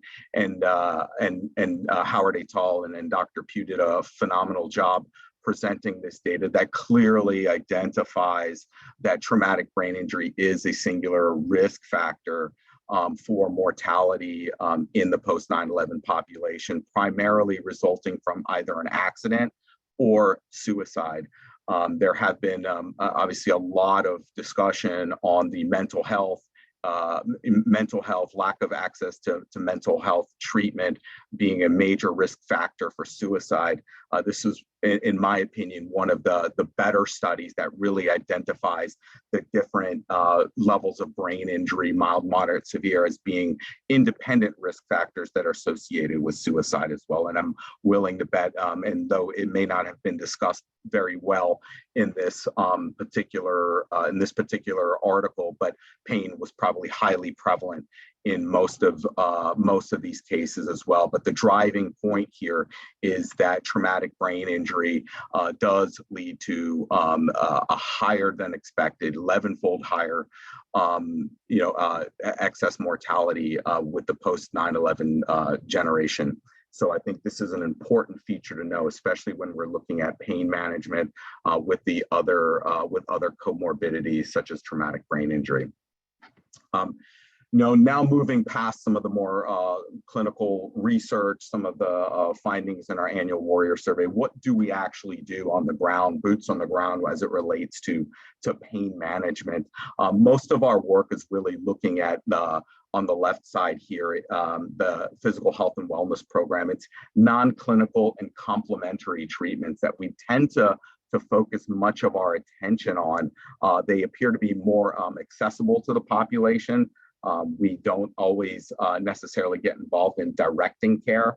However, these programs have been very effective for the veterans that we serve, where we actually are coaching them on their physical health and well-being, leading to a healthier life, improving their quality of life through nutritional education, goal setting, and coaching. One thing we do see in transitioning service members is that they tend to take on more of a sedentary lifestyle. So that could be because of the pain, that could be because of a lack of exercise, but they are putting on more weight, which doesn't fare very well in terms of any musculoskeletal injuries that they're working with, so which could lead to additional dependence on pain medication. We also have a wonderful adaptive sports program that we do work with the VA in order to get individuals who are dealing with chronic pain or dealing with other injuries, get them into more of a modified athletic program so that they do get to experience that level of exercise and try to regain some of the joy that they had before their injuries or before their pain became before their pain is what it is. And we also have our Soldier Ride, which is an adaptive cycling event. So these types of interventions are very important. And I think the focus here on those types of programming is really whole health. And that's really something we focus in on. And then we actually engage a lot with on the clinical care side. Wounded Warrior Project has a wonderful partnership with 4 medical centers. I'm only highlighting one here. That's the home-based program at Massachusetts General Hospital. And the approach that they take in terms of dealing with their patients, this particular program is called Combat for short, deals with the special operations community, and hopefully you all are familiar with the significant physiological and psychological toll that that combat training and those missions on those special operations folks it takes on their lives. But this program is geared to 2-day evaluation combined with a 2-week intensive outpatient program. The focus here is interdisciplinary, multimodal, to target both their pain, neurology, psychiatry, physiatry. It all comes together in this intensive clinical program. This is a relatively expensive program. However, the impact that it's had on the special operations community has been tremendous. And this is one of our ways in which we really look to address the whole health and the comprehensive needs, not just of our special operators, but also for our conventional warfighters as well. But if I had to summarize everything that we do at Wounded Warrior Project, it's the 3 Ps: it's the people, place, and the purpose. Our goal is to bring people together. Our goal is to bring the right providers, culturally competent providers, bring them all together with the veterans and their families to provide that wonderful that wonderful milieu that really allows for healing, and then bring it into a place. Good hospital systems that we partner with, great programming, great staff we have here that focuses on the whole family, focuses on their caregivers as well. So providing that place, but then most importantly, giving them all a purpose. And you'll find that those opportunities, you'll really start to see veterans thrive in the community if you really start to address the people, place, and the purpose. So I just want to say thank you all for your time. Happy to address any questions.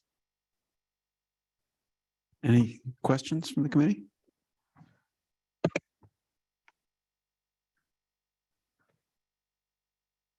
None? If so, again, let me thank Dr. Frank before, and then thank Dr. Balbier now. Thank you for joining us. We appreciate your contributions. And this ends the open session. So thank you.